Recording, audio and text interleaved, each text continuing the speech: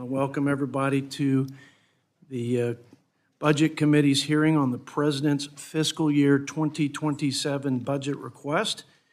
And I would like, on behalf of my colleagues, to welcome our guest, Director of the Office of Management and Budget, the Honorable Russell Vought, to the committee. We appreciate your time and look forward to your remarks. It's important, Director, to hear the President's vision and priorities for resourcing the people's government to provide for the common defense.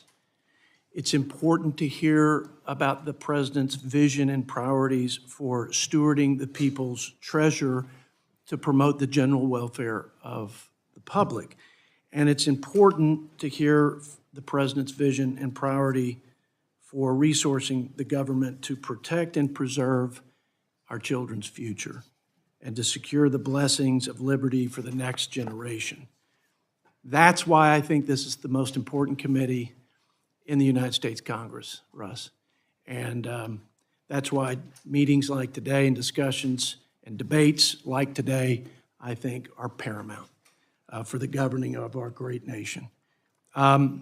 With that, I'm just going to jump into yielding myself such time as I may desire.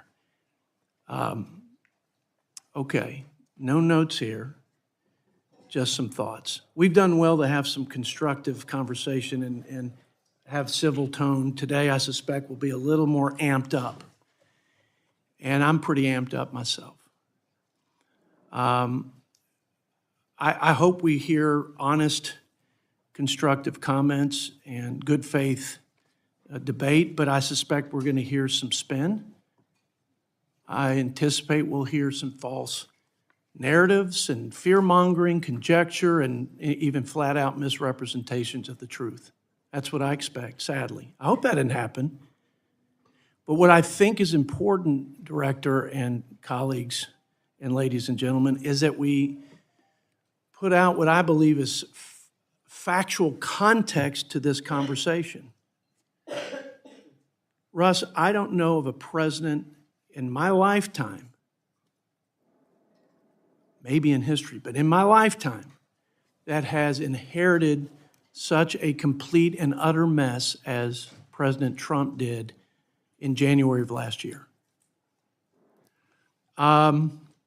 One self-inflicted disaster after another for 4 years of the Biden-Harris administration.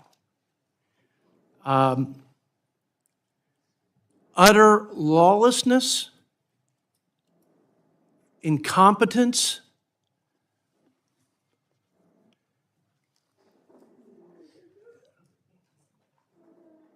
a border that was wide open, millions of people, criminals, gangs, drugs that killed a plane load of Americans effectively every week, more people dying of the drugs coming across the border than the people dying from the Vietnam War. Again, all because of the dereliction of duty to uphold the laws of this land and a failure to do the first and most important job, which is to provide for the common defense. And the American people suffered.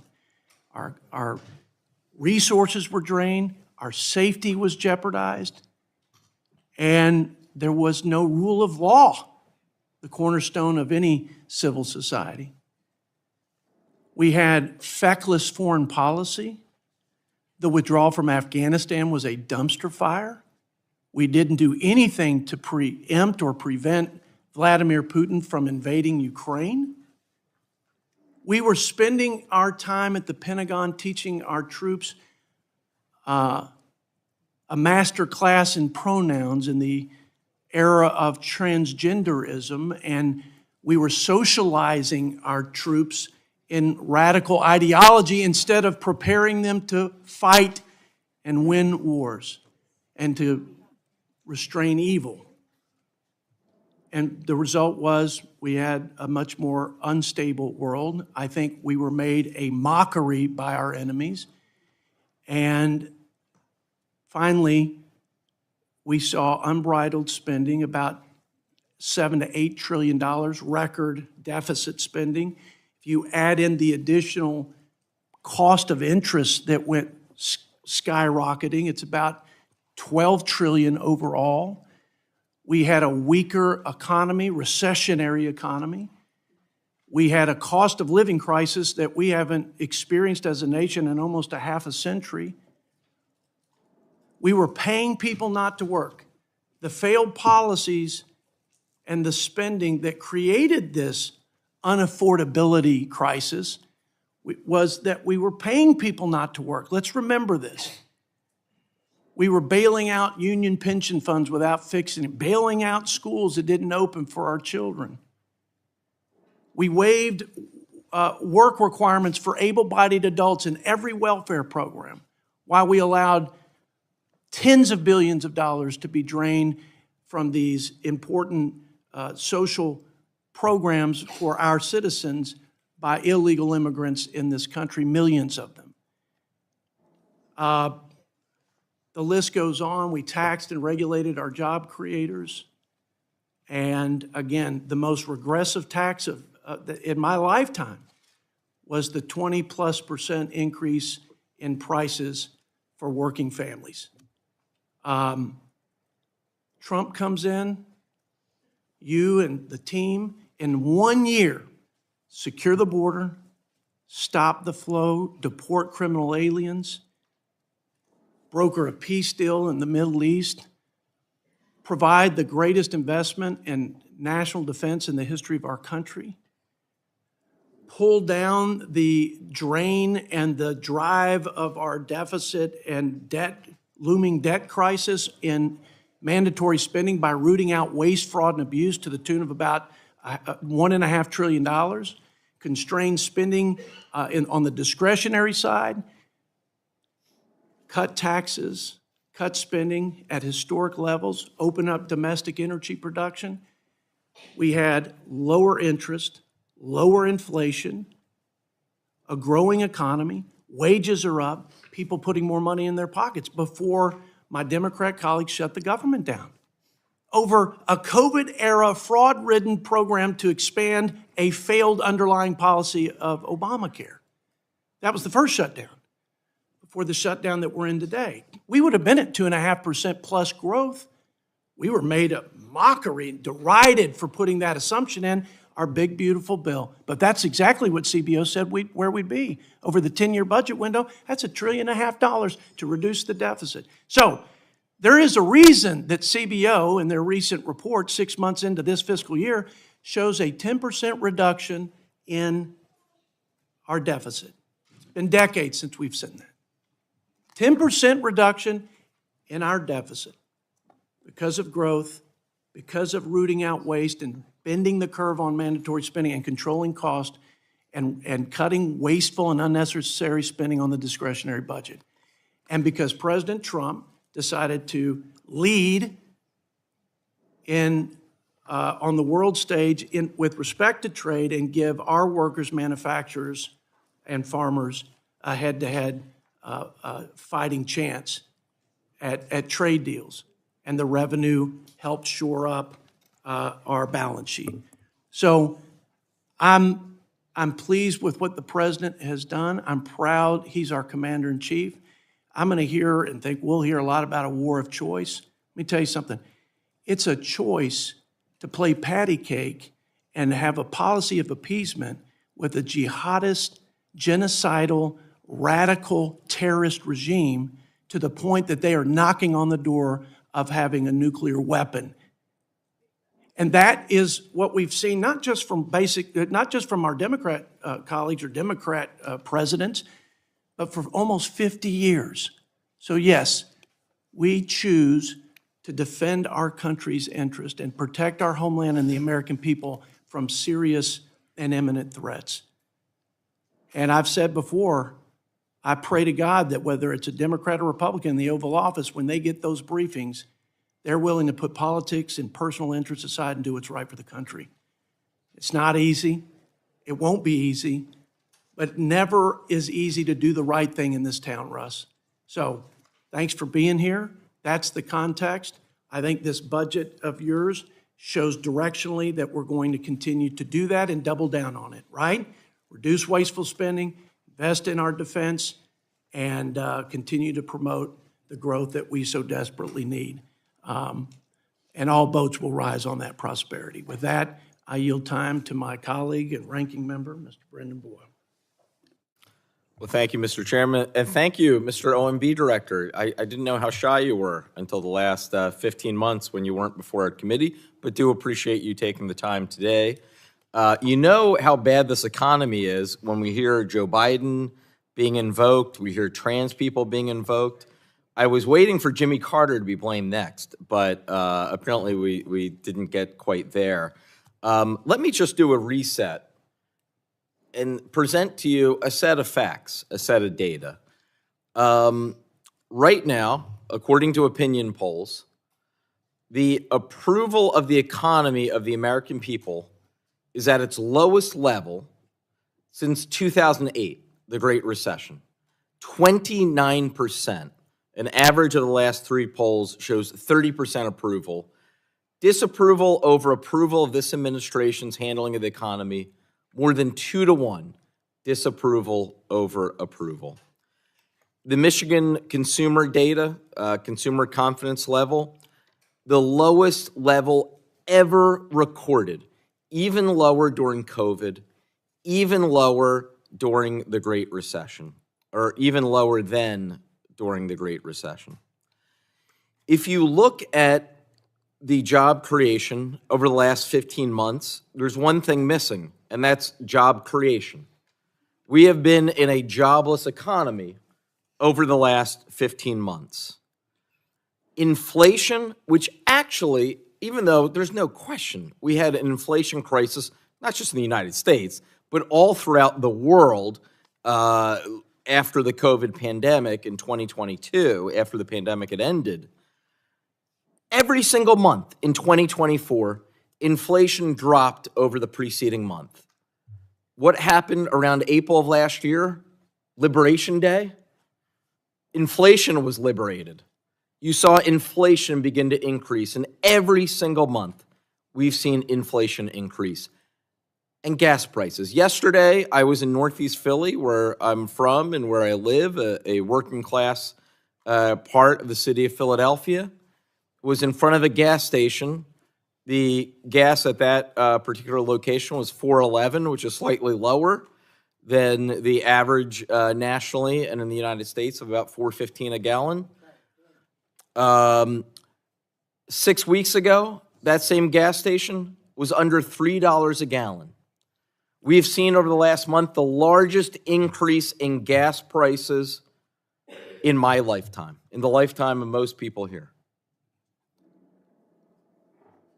What's different about this economy, unlike the inflation crisis after the pandemic, unlike the Great Recession, unlike the recession of 2001, unlike the recession of 1992, the economic downturn that we're experiencing, no jobs, record inflation, gas prices through the roof, consumer confidence plummeting, all of this is directly related to the policies of the Trump administration that you carry out, Mr. Vought. None of those previous examples that I cited, none of them could be directly attributed to the policies of the president at that time. We can debate about certain things that did influence them, particularly going into the 2008 recession. But with this president, the change is so abrupt. The fact inflation was dropping month over month. The fact that we had an incredible jobs economy until it was lost a year and a half ago. You know, I'm from Pennsylvania, the biggest battleground state in the nation, also the nation's birthplace, which we're making a big to-do about this year in 2026 and celebrating our semi-quincentennial. But Pennsylvania is really known over the last decade in our politics as the nation's biggest battleground state. So as a result, basically every day in 2024 in the fall, we had either Donald Trump or the Democratic nominee, Kamala Harris, in our state. Donald Trump had, I have to say, a brilliant campaign slogan. Said, your prices are too high, I will lower them, and I quote him, I will lower them on day one. Well, here we are about day 450. He hasn't lowered anything. The only thing he's lowered is his approval rating on the economy. He has lowered that. Donald Trump and this administration have failed miserably on this economy. They failed to bring prices down, and in fact, they made the situation worse. With that, we have a lot of questions on this side since it's been 15 months. You're the first OMB director ever to not appear before this committee last year. I appreciate you at least today taking the time. We have a lot of questions, and I certainly hope after today, if we send to you questions in writing, that you would respond finally, as you've ignored all of our previous requests. It's a matter of basic respect for the Congress of the United States and for this committee. And with that, I yield back. I thank the ranking member. In the interest of time, if any other member has an opening statement, I ask you to submit it for the record. We'll hold the record open to the end of the day to accommodate those members who may not have prepared written statements. Now, I'd like to recognize Director Vought. I want to again thank him for his time. Committee, Mr. Vought has received your written statements. It will be made part of the formal record. You now have 5 minutes for your remarks. Ranking Member Boyle, members of the committee, thank you for having me here to testify on the President's budget request for fiscal year 27. I look forward to a productive conversation on how to continue the fiscal progress we've made so far. When President Trump took office, the nation was facing financial catastrophe under the failed leadership of the Biden administration, and decades of status quo spending strangling our nation. Those decades produced nothing in the area of fiscal restraint. A lot of talk about the program and the problems, but utter futility about doing anything about it. That fiscal futility has ended with the return of President Trump.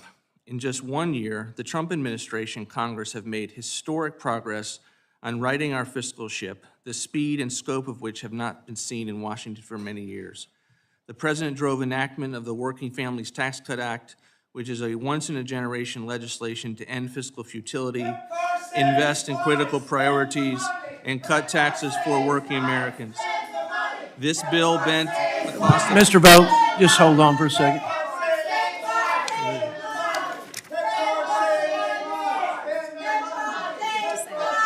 The chair notes a disruption in the hearing and requests that the Capitol Police restore order immediately. The committee will briefly take a recess until we restore order.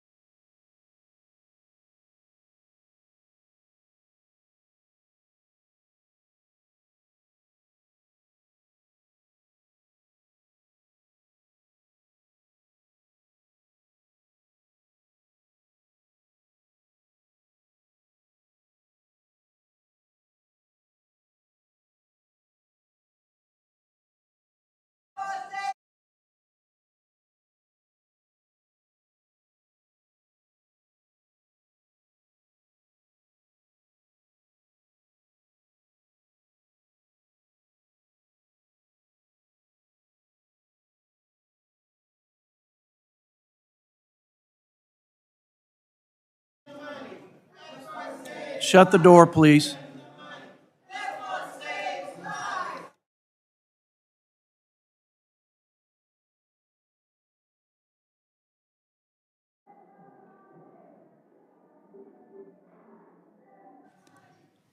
Mr. Vought, please resume. This bill bent the cost curve for federal spending, achieving nearly $2 trillion in mandatory savings while securing historic investments in our nation's defense and the Department of Homeland Security without corresponding increases in objectionable non-defense spending. The President also shepherded legislation through Congress that rescinded $9 billion in wasteful and weaponized Mr. spending. Vogt, back up, start again where you left off. We're going to wait until these folks move down. I can't hear anything, and we're not going to let them disrupt this hearing. As the ranking member said, we have some serious business to do. I certainly don't think that these guys condone this disruption. This is not the way this committee works, never has. Since I've been here, I don't think it's going to work that way either side. So let's move those guys. It's just, if you don't mind, Jody, in the 3 years and 3 months since Jody's been chair and I've been ranking member, I think this is the first we've had of this. It's a very serious issue, so I understand why they're passionate. But we have actually, unlike other congressional committees that really do devolve into the, partisan food fight, this committee has conducted its business with seriousness and purpose, and I hope for the next 3 hours we can be true to that, as we have been for the last 3 years and 3 months. Thank you. Well said.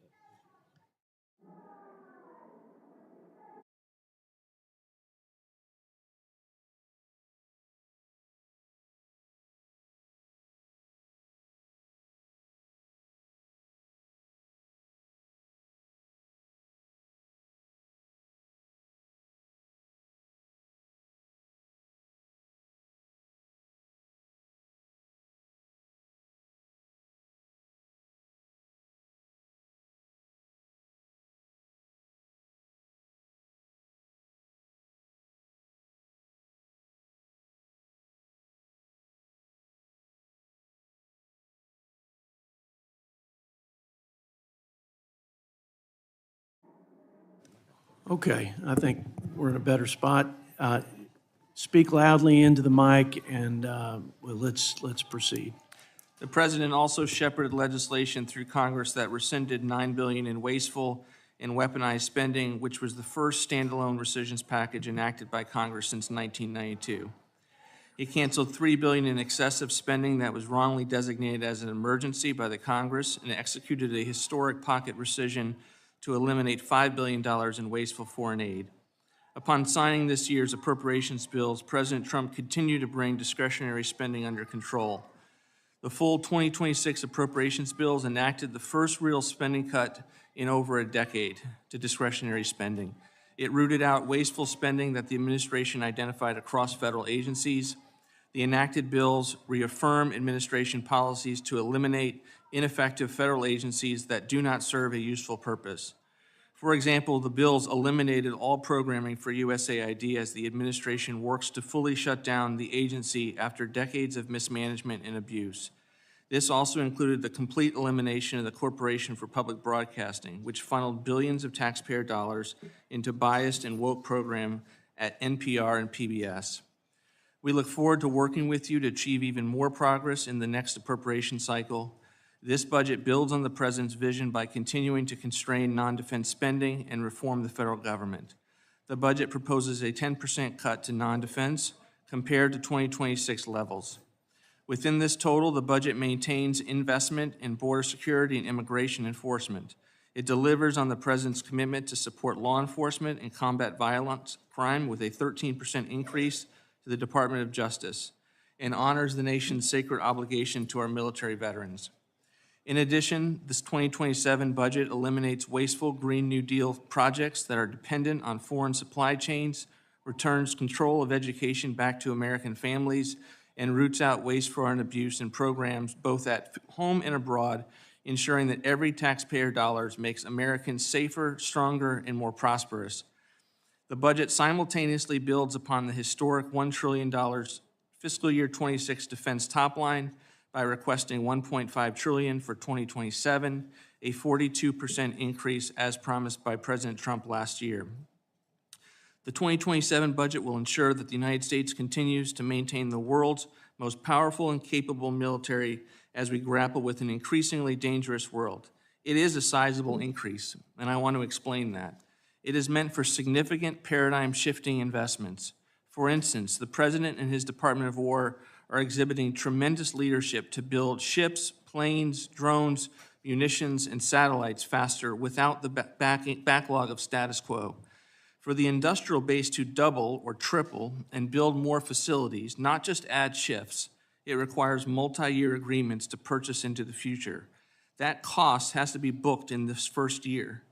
Under President Trump's bold leadership, every tool in the executive fiscal toolbox has been used to achieve real savings, and our administration will continue to do so.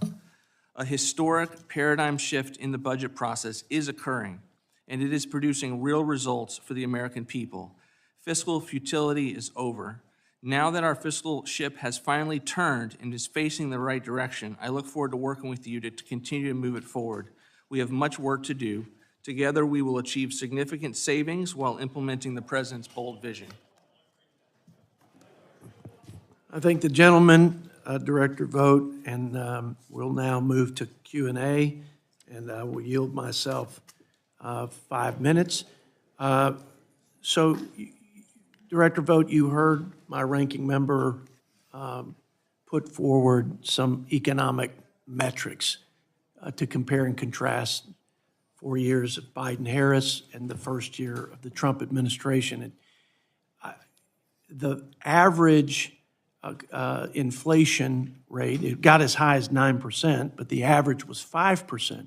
The average inflation rate during President Trump's first year, and it went down 2.7%. The gas prices under Biden-Harris were $5. It also went down. We expect a bump up in that for a time being, but we expect it to go back down. But in terms of comparing and contrasting the measures of economic success and the things that would have driven the affordability crisis in this country, speak to that from your perspective. Again, what drove those things, where we were then, where we are now, 1 year into this administration. Thank you, Mr. Chairman. I'm honestly astounded that the Democrats would make an issue of inflation when they had 9% inflation under the Biden administration. We hadn't seen anything in nearly a generation. And when we left office, you and I, Mr. Chairman, were having trouble reminding the political class, the economic class, the policy community that inflation could be a problem again. And when the Biden administration began to pass the COVID packages and the Inflation Reduction Act, of course, which weren't anything but, and to spend at a level that we haven't seen in a very long time, it was me and Larry Summers, a Democrat, that were saying we are going to see inflation skyrocket, and in fact we did. It was not because of supply chains or economic shocks, it was because of spending was dramatically increased at a time where there was no need for it at that time. The important rescue measures had already occurred and ensured that we didn't have any kind of deflationary spiral in the midst of COVID. It was because of spending. And so this administration has come into the economic disaster, which was the Biden administration, and gotten costs lower. It has ensured that we have fiscal progress so that the era of big spending is over. Like I've said, we have the end of fiscal futility. I look around at many of the pictures of the chairman who have labored to work at getting the cost curve down, most of them unsuccessful. This particular budget committee has not. They have been successful in conjunction with the President of the United States. I hope that continues. We're in the midst of passing we passed the extension of the President's tax cuts. Many of those were aimed at working class individuals. They're now going through their first season of seeing what changes that will make on their bottom line, and I think that's going to lead to an explosion in affordability for the American people. This side of the aisle would have said, we're not going to extend those tax cuts, and that would have led to an economic depression.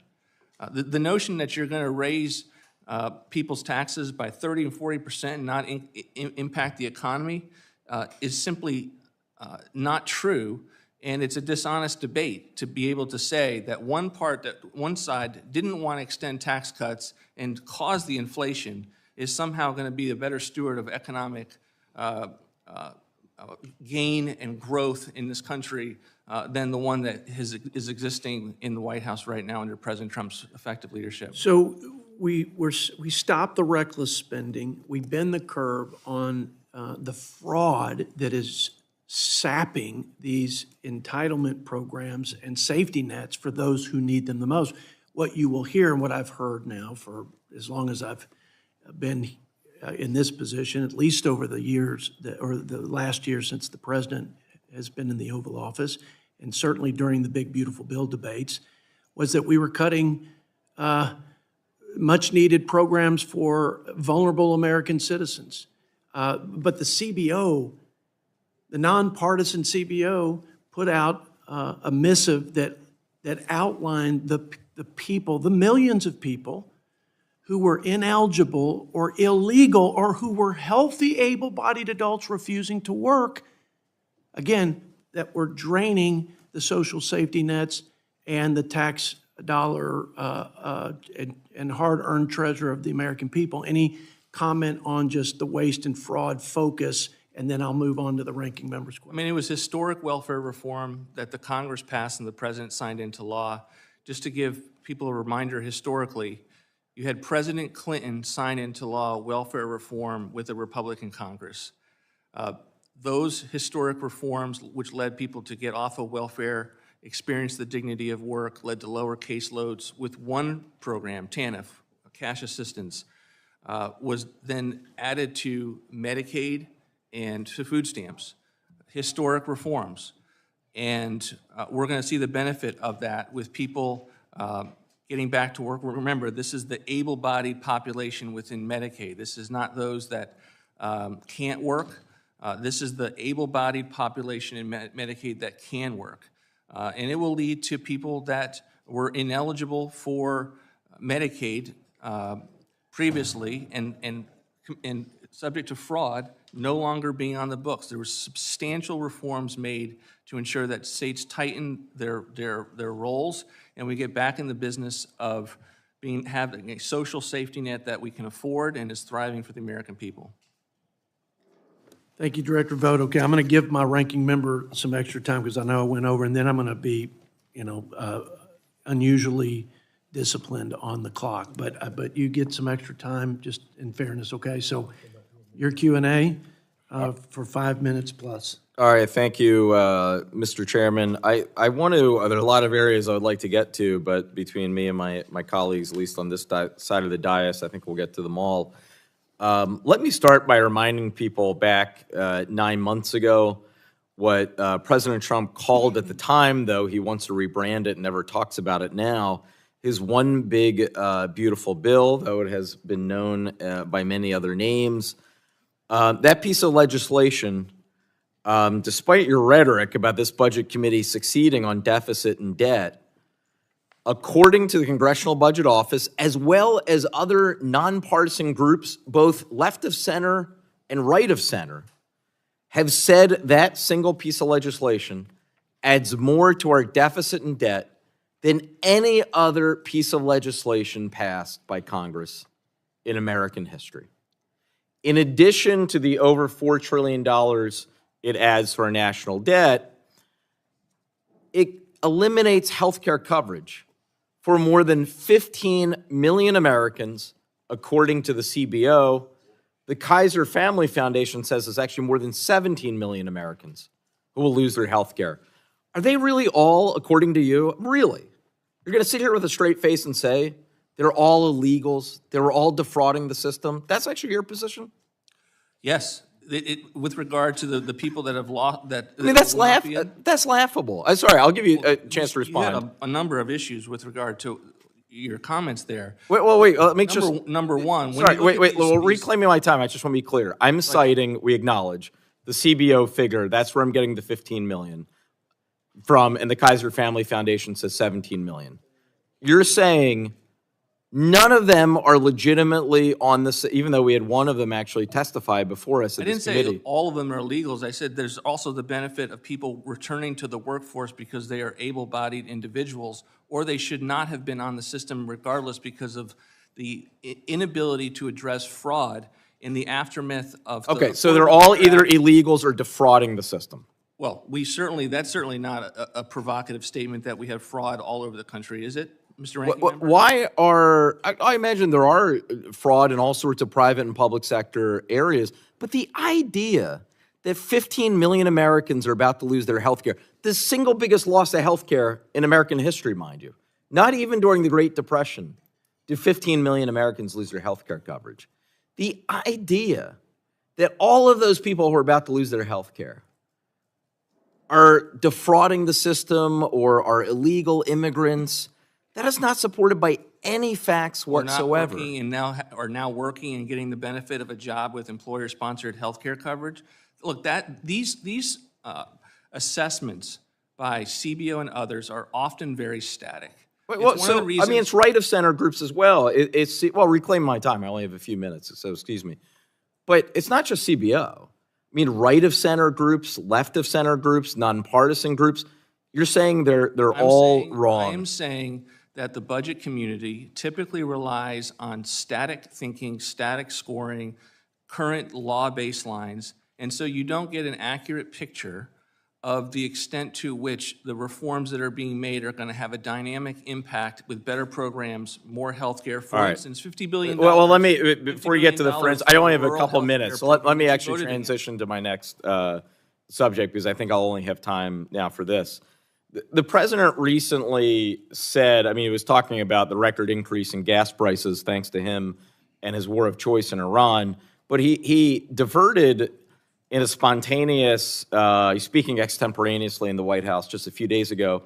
He said, and I quote, "The United States can't take care of daycare. That has to be up to a state." He then added, Medicaid, Medicare, all these individual things, they can do it on a state basis.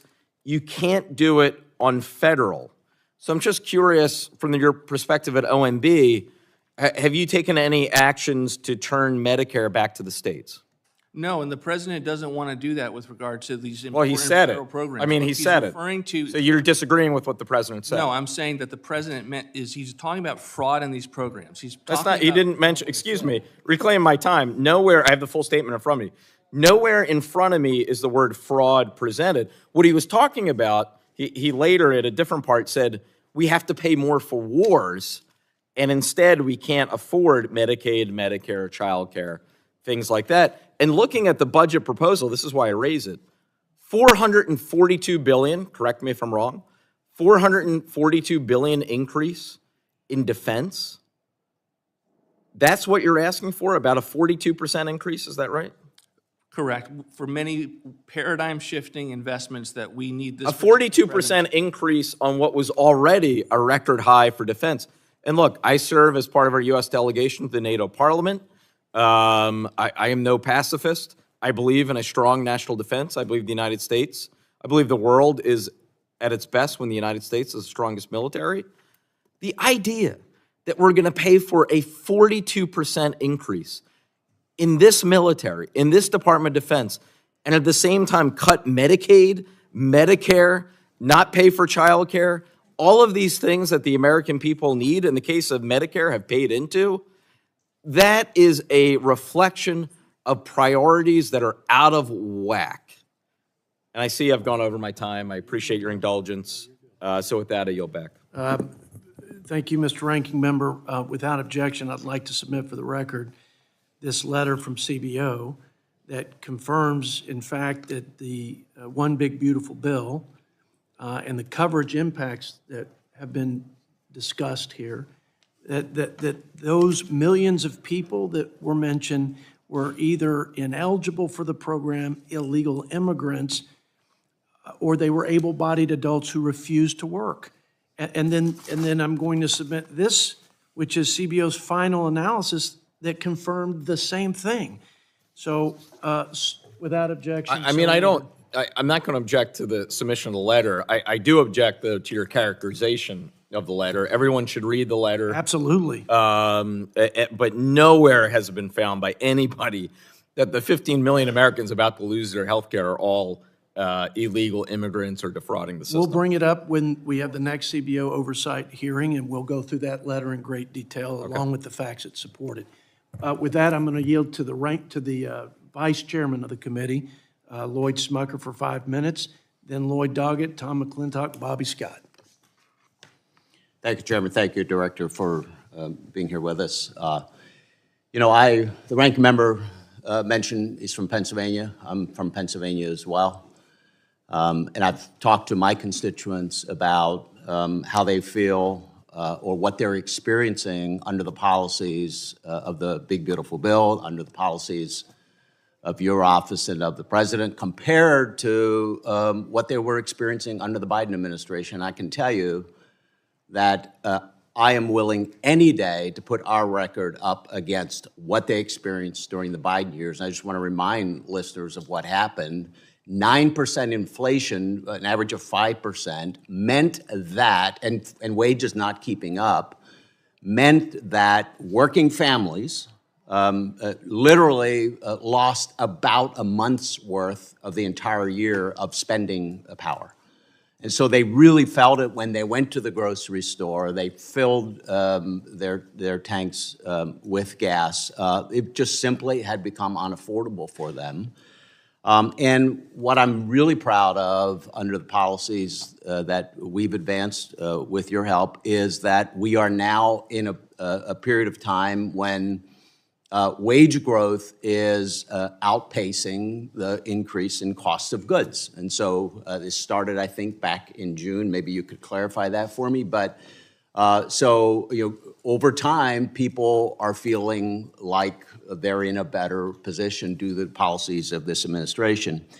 And I want to remind, it's April 15th. People are seeing the impact of the tax bill that we had done.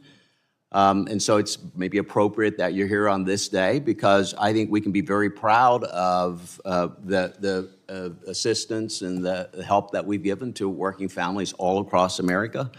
I want to remind members here that 20 million Americans took advantage of the no tax on overtime, a very important policy to folks in my district and the districts of everybody here. And I want to remind folks that Democrats voted against that policy.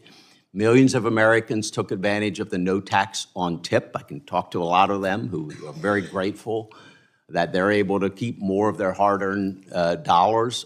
Every Democrat here voted against that policy. We effectively eliminated taxes on 88% of those who are receiving Social Security.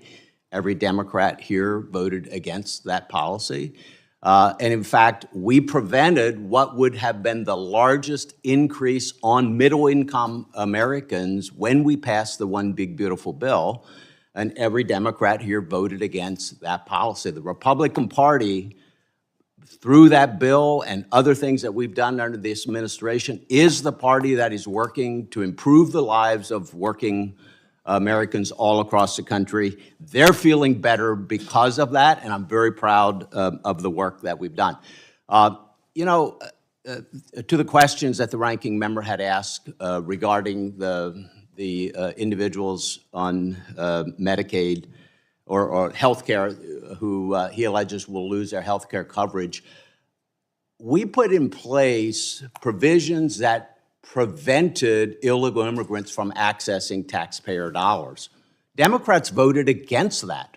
They don't care that some of those, and I don't know the number, literally are individuals who are here illegally in the U.S. and taking hard-earned taxpayer dollars for their benefit. Democrats don't care about that. They voted against that. They don't seem to care that our policies have moved people from relying on government policies, and they've entered the workforce and have probably better health care through their employers, which is a significant portion of their job. They don't care about that. They literally don't care about that. They voted against every one of these policies that are helping working Americans. And then, and I'm taking a lot of my time, but in regards to adding to the debt, because I know you care about the debt, I care a lot about the debt. We've talked about moving to 3% deficit to GDP within the hopefully not too distant future. We've made progress on that, and this is the point I just wanted you to address briefly. Our deficit this year, last year, was lower than the year before for the first time in a long time due to the policies of the bill that we passed. And we're having increased federal revenue. I wonder if you would just very briefly talk about that. How could we pass a bill that literally keeps taxes low for Americans, but yet we're seeing increased federal revenue? Gentleman's time's expired. Brief response, and then we're going to go to Mr. Doggett. This is a phenomena that our side tends to make often, that when you continue to have good tax policy, revenues are going to go up. And revenues, we expect to be higher than their historical average with the extension of the tax cuts that was done with the One Big Beautiful Bill. We use multiple names for them. The President, as recently as 2 days ago, referred to as the One Big Beautiful Bill. We are trying to get the word out to the American people. Congress did so much in that bill, so much that helps the American people. We want to explain that working family tax cut at every opportunity that we possibly can so that they're aware of what they're going to see in their tax returns. I yield 5 minutes to my friend from Texas, Mr. Lloyd Doggett. Thank you. Under your direction, Mr. Vought, at the National Institutes of Health, last year grants for Alzheimer's and aging research were cut almost 50%. Mental health, 47%. New grants for cancer research, 23%. And as I read the budget that you're here presenting today, the Trump regime's response is that medical research has not yet been cut sufficiently. Doesn't your budget propose another 12% cut at the National Institutes of Health? Most of what you said is untrue. NIH was not cut at all last year. We proposed a series of reforms to lower the cost. We continue, although not as much, to lower the cost Reclaiming this my year. time, my question to you is, don't you propose to cut the National Institutes of Health by another 12%? We propose to have a cut to the National Institute of Health. Thank you, sir. that Reclaiming my that time. goes after specific far as the- programs. Yes, sir. and- Thank you. and Reclaiming my institutes like the time. Minority Let's talk Health about your- Disparity Institute. like the Reclaiming my Fogarty time, Center. Mr. Chairman, if the gentleman will please yield, he can filibuster when he's in the Senate. Gentleman What we reclaims his do time. know, as far as the truth, is that there were fewer grants for new cases last year at NIH than at any time in the last 30 years. Is it your feeling in proposing further cuts at NIH that there are just not enough worthwhile projects out there, or that we cannot afford to invest more in doing something about Alzheimer's, cancer, Parkinson's, HIV, other dread concerns? There are many worthy health investments out there. I think post-COVID, for an institution that contributed to the pandemic itself with the funding of gain-of-function research, to give that institute $42 trillion, which is more than it got under the COVID pandemic, the kinds of is very generous. The kinds of things that we're trying to do with the National Institute of Health, indirect cost rates. We don't think when Bill Gates gives 10% Yes, sir. for parkings and administrative Reclaiming costs my time, Mr. and Chairman. buildings, that after should go. reclaiming my reclaims his time, time. after giving last year fewer grants than at any time in the last 30 years, you are proposing further cuts there. And of course, the cuts are not only to medical research, but is it correct that in your budget you would cut the National Science Foundation, which has in the past provided grants that helped on artificial intelligence, on laser eye surgery, on MRI technology, among others, that you propose to cut it by 55%? We have a sizable cut to National Yes, sir. Science Foundation. Over half of the funding. But of it the will National not Science impact our investments on artificial Well, intelligence. that's good to know, because quantum you're physics. you may be the only person, along with President Trump, who believe that. A reading from the director of a consortium of research universities, he says your budget cuts are the equivalent of working in a company that feels like it's on the verge of bankruptcy. Another one says slow scientific progress threatening the nation's position in the world economy.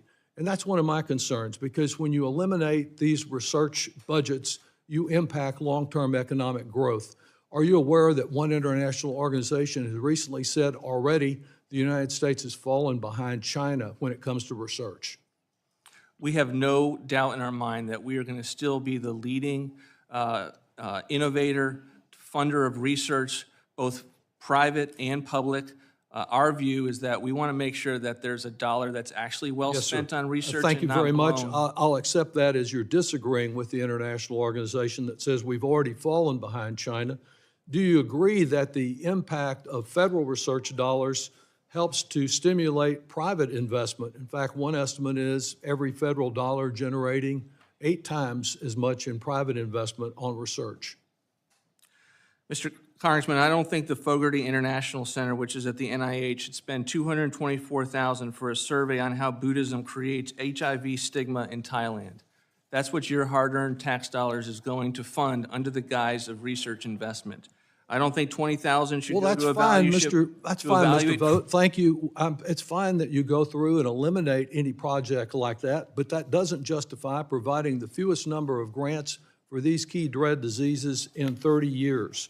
I want to ask you about the comment that was referred to by President Trump about the fact that we can't afford daycare at the federal level. And of course, your budget provides no increase in funding for child care, does it?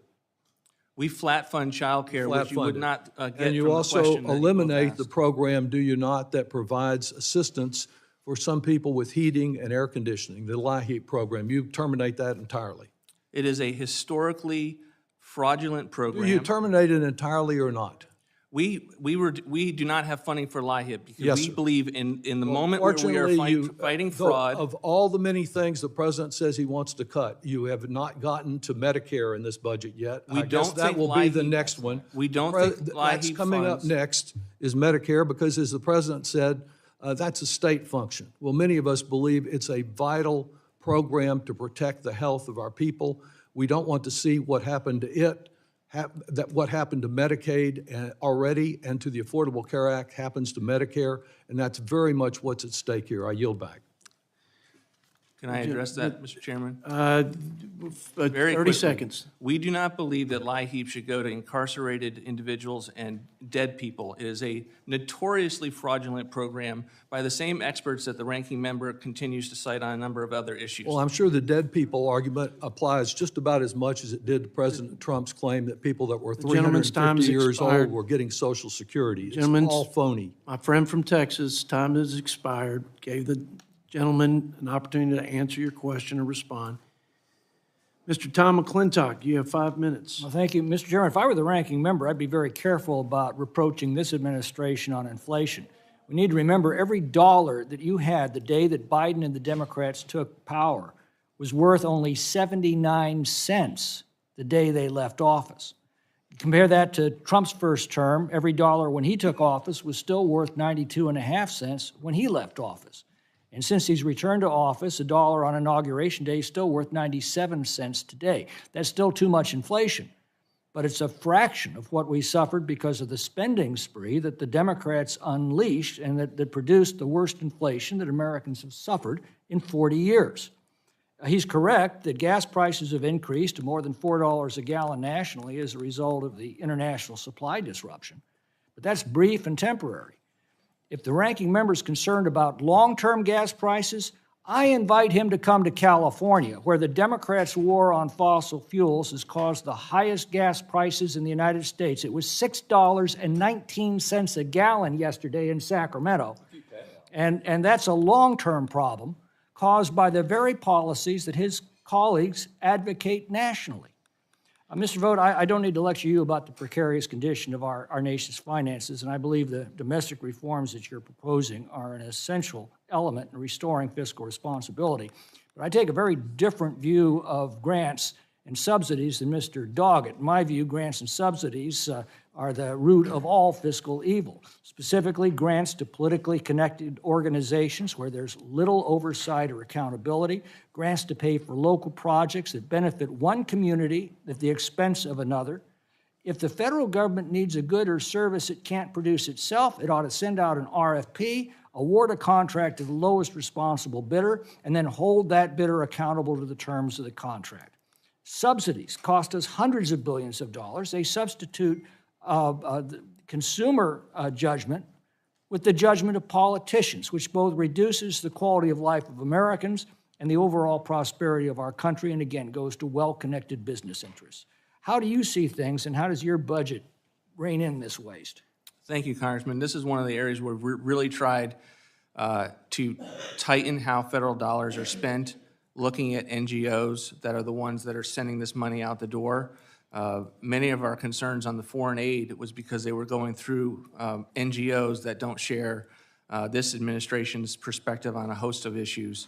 And we are very concerned with regard to nonprofits that are in receipt of these grant programs and have a very different governing philosophy than this administration. So we're going to do everything we can. This is a $70 billion cut to non-defense discretionary. Many of these are at the grant programs that you're specifically talking about.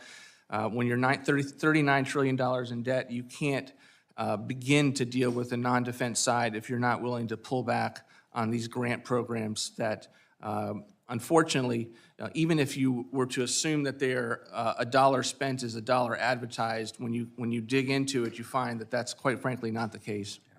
The Manhattan Institute's economists estimated that just in California, $180 billion has been lost to fraud just during the administration of Governor Gavin Newsom. Federal taxpayer dollars that were entrusted to him to manage, that's $180 billion. That's roughly $4,500 for every man, woman, and child living in California. We've seen whistleblower testimony of billions of dollars lost to Somali fraud in Minnesota, while Governor Tim Walz went after the whistleblowers.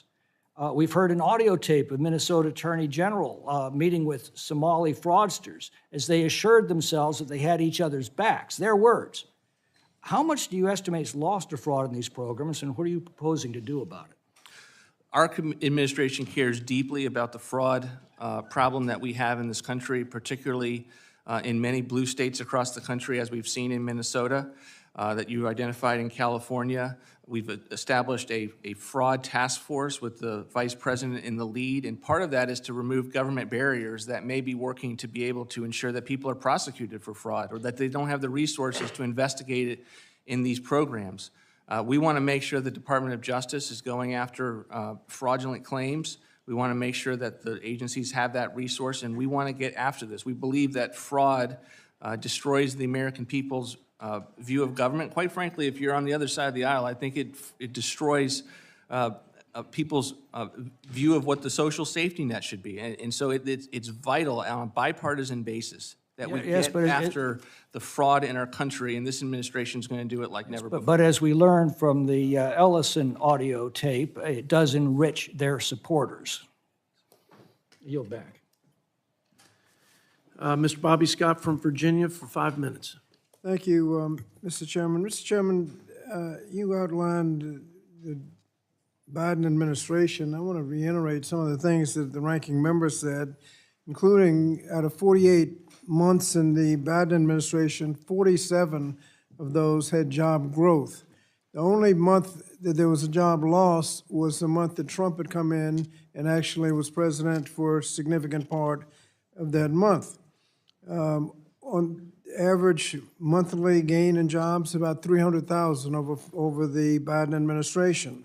And that compares to 5 months of job loss already run up by this administration, 5 months of job loss, and an aggregate total that doesn't even amount to 1 month's average month of job growth in the Biden administration. I heard the chairman mention bailing out pension funds. I think he's referring to the fact that in the American Rescue Plan, we saved 1 million people's pensions. They were losing their pensions, wasn't their fault, but they were about to lose their pensions, and we saved those pension plans and pensions in the American Rescue Plan Act, and I think that was a good thing. If you ask those who are about to retire whether they thought it was a good thing, I think most would agree. On inflation, the ranking member pointed out that we had global inflation under Biden.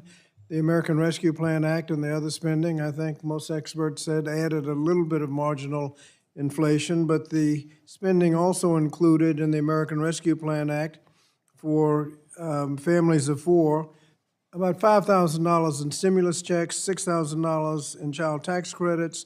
Many received enhanced SNAP benefits and lower Obamacare premiums. And the question of whether it worked, if you looked at the end of the year, credit card delinquencies were the lowest in 30 years. Child poverty dropped 40%. So I think it worked. And inflation under Trump, as the ranking member has pointed out, specific policies like tariffs, inflation, and the war have added to inflation. And as far as 15 million losing their health care is a good thing because they might be getting jobs. All of the information that we've received from states that have imposed work requirements on Medicaid and SNAP have found virtually no increase in jobs. So if you have, Mr. Vought, any evidence that people will get jobs as a result of that, other than just people losing their health care, would like to see it. Now, and the CBO estimates that you said the bill had a lot of different names. Big Ugly Bill is one of the names we like to call it. With interest, that's going to add about $4 trillion to the debt. What is your estimate of the damage done to the fiscal situation by that bill? It will reduce the deficit by $1.5 trillion over the next 10 years if you account for the right baseline, Congressman. Okay, so everybody thinks it's going to add about $4 trillion to the debt, and you think it's going to save money. Eisenhower was the last Republican president to leave to Democrats a lower deficit measured by a percentage of GDP, which is a normal measurement, a lower deficit than they inherited.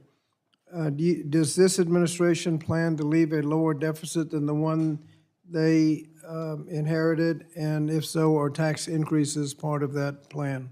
The fiscal situation was very steep when we inherited, and what we inherited from the Biden administration. We're doing everything we possibly can. I think the things that we did this year collectively with the Congress, as I've said, is the end of fiscal futility. For 20, 30 years, and you all know that I'm a budget person, worked on the budget committee as a staffer for members. I know this place well. There was no success. A lot of people talked about the issue. It was a simple question. Do you plan to leave a better deficit than you inherited? This is intentionally a discretionary budget proposal.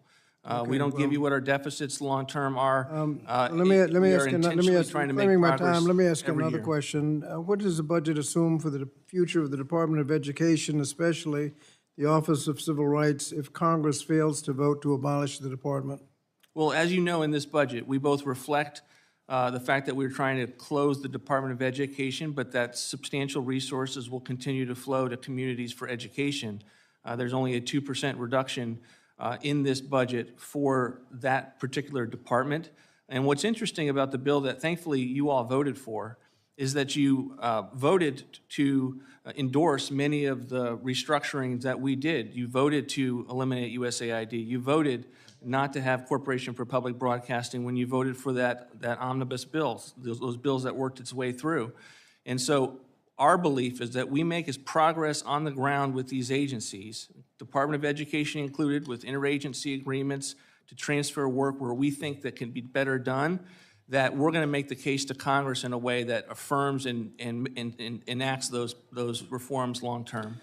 The gentleman's time has expired. You mentioned me, Mr. Scott. The jobs essentially and virtually were 100% government jobs. I could create as many government jobs as you want if we just spend a bunch of money. The second piece was the Butch-Lewis Act, essentially. Look, we had to do something, you're right, for these retirees, but we needed to do it and fix the structural problem so then we didn't end up where we were in the first place. And so my criticism is it was a bailout because there weren't policy reforms to prevent us from being back in that same situation. Well, I work with you on making some policy changes to make sure it doesn't happen. You got it. You got it. Thank you. Yielding 5 minutes now to my colleague from the Hoosier State, Mr. Stutzman. Thank you, Mr. Chairman. And Director, thank you for being here today. I want to touch on a couple things, but I want to give you plenty of time to give us some answers specifically to something that you said, that the era of big spending is over. Hopefully that's for good. But I appreciate what this administration has done, and then also tariff policies. But since it is tax day today, I do want to point out that the big, beautiful bill has made a huge impact for Hoosiers. This year, the average Hoosier is seeing a tax cut of $3,037. I mean, that is real money in their pockets. Eliminating the death tax, it's huge for farmers. It protects over 2 million families from a tax penalty for passing their farm to the next generation. The no tax on auto loan interest is huge for Indiana and the auto belt. That's just a couple of things. Of course, no tax on tips, which we talk a lot about. No tax on overtime. It is an incentive for over 80 million hourly workers to keep more of their hard-earned money in their own pocket. And so thank you for your leadership and what you're doing on that. I do want to just point out real quick, the folks that were in here earlier that were talking about PEPFAR, only about 40% of PEPFAR funds supported actual service delivery, including medications, testing, commodities, and on. With the remaining 6% wasted on duplicative administrative costs, unwieldy supply chains, and layers of endless bureaucracy. In the last administration, under the Biden administration, PEPFAR funded health workers who performed over 21 abortions in Mozambique. They are promoting reproductive health education and access to birth control and other harmful programs couched under family planning in Ghana. So thank you for what you've been doing in eliminating wasteful spending. So talking about wasteful spending, people at home are trying to make ends meet. And with the big, beautiful bill and the cuts in spending, we're putting more money back in their pocket. But it's the policies of the past that have driven insurance costs up. It has driven utility prices up. Inflation has been a tax on the American people.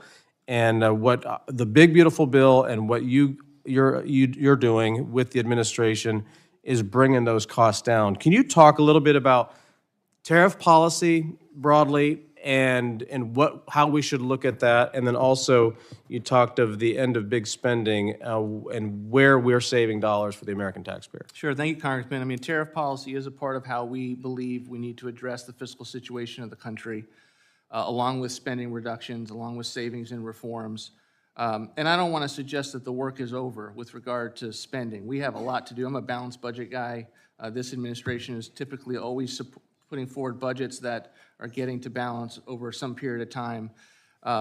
That is important work. And my point is, though, to draw attention to the fact that you can talk about the problem for a long time, but if you don't actually make progress in that direction, you haven't done anything. And I think that is what we've tried to really emphasize. Tariffs are a part of that fiscal picture. So, we believe there will be trillions that come in from tariffs. We've seen that in the first year. We don't believe the Supreme Court's decision will impact that much at all. We had a backup plan to allow us to keep in those trillions of dollars from tariffs that are contributing to our fiscal picture, somewhere in the neighborhood of about $4.7 trillion of new America First tariffs that this fiscal picture is now able to assume.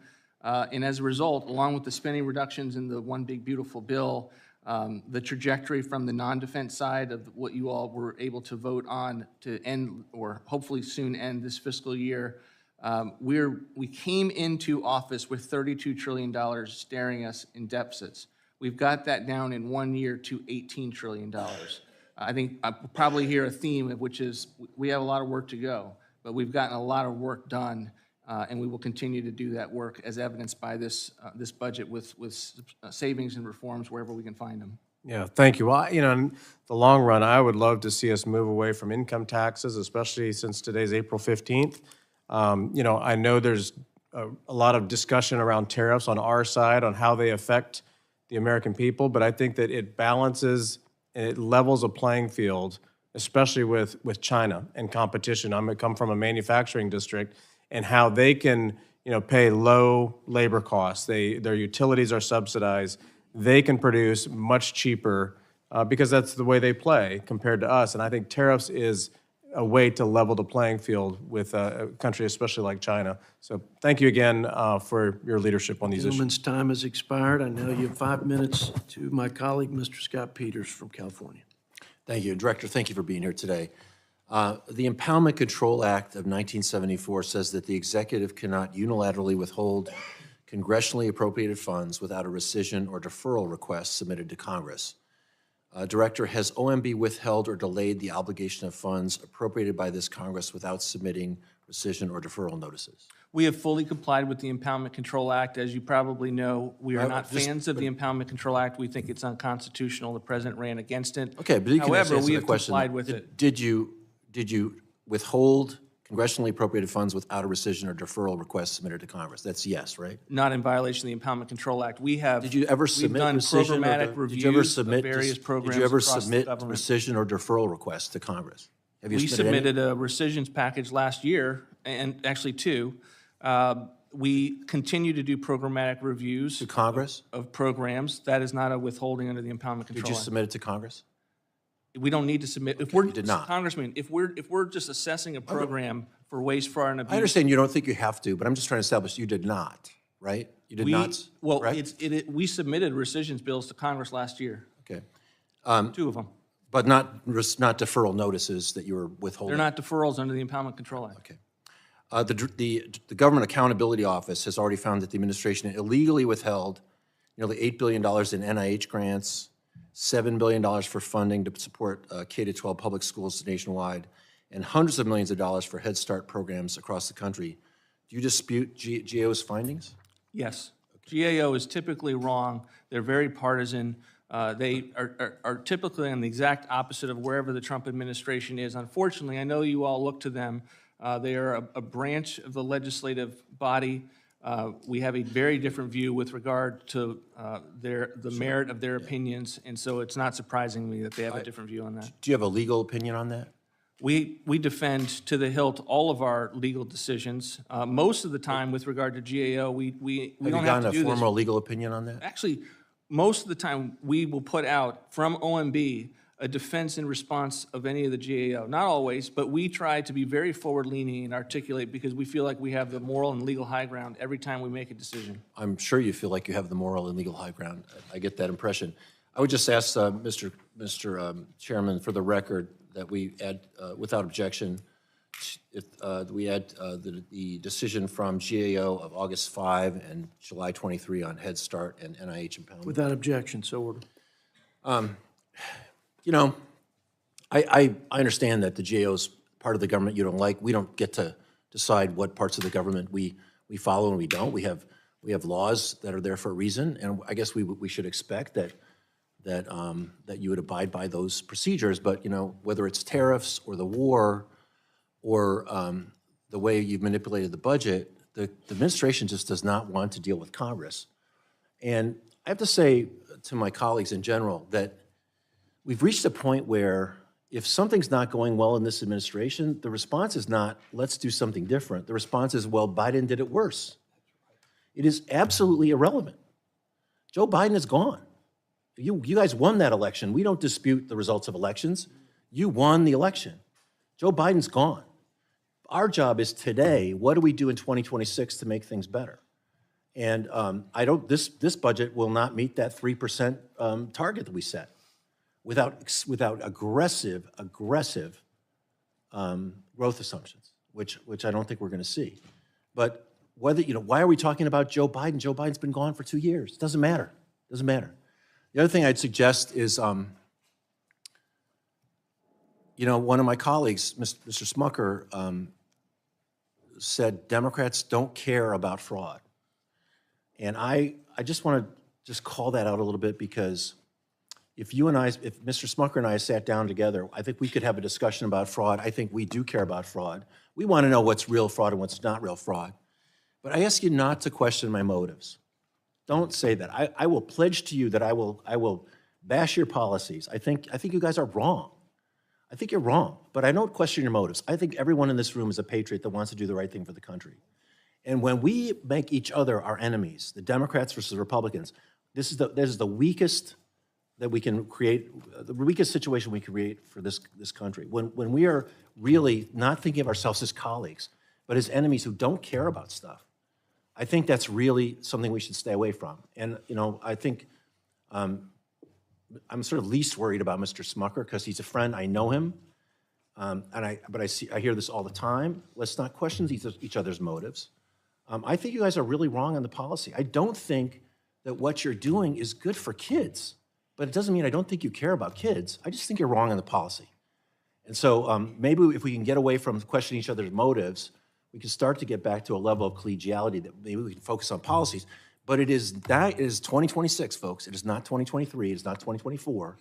Joe Biden doesn't matter, okay? It's what matters today is what's going on today. What is this budget committee's job? We are not getting to the 3% target we all agreed to a few weeks ago from the gate. And I just want to say that we have a lot of work to do, but Well, the gentleman is making, some fair and fine remarks, and I have the utmost respect Sorry, I for went him. over. Well, we're over time. I do think that Mr. Smucker's comments were intended to be on record, contrasting on record, not on motive. However that came out, I believe it was about the record, not the motive. But I appreciate your comments. Let's move. saying we don't care about something is a personal attack. Let's go to Chuck Edwards now for 5 minutes, our colleague from North Carolina. All right, thank you, Mr. Chair. Director Vought, thanks for being here. Before I get to my questions, I've got to make a number of the committee members here aware, and I want to express my appreciation to you. A number of us had a meeting a few weeks ago, and I expressed my concerns about the velocity of which funding was coming out of FEMA going to Western North Carolina. In that meeting, you invited me to the White House that very afternoon, and I'm really proud and appreciative, and I want the committee members that were there to know that within a number of hours, $173 million was distributed to Western North Carolina. So thank you very much for that.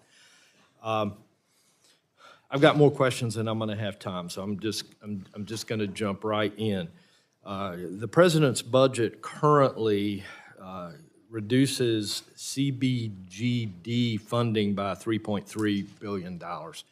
That type of funding is critical to Western North Carolina, and it's my job representing Western North Carolina to make sure that we've got the resources that we need to rebuild.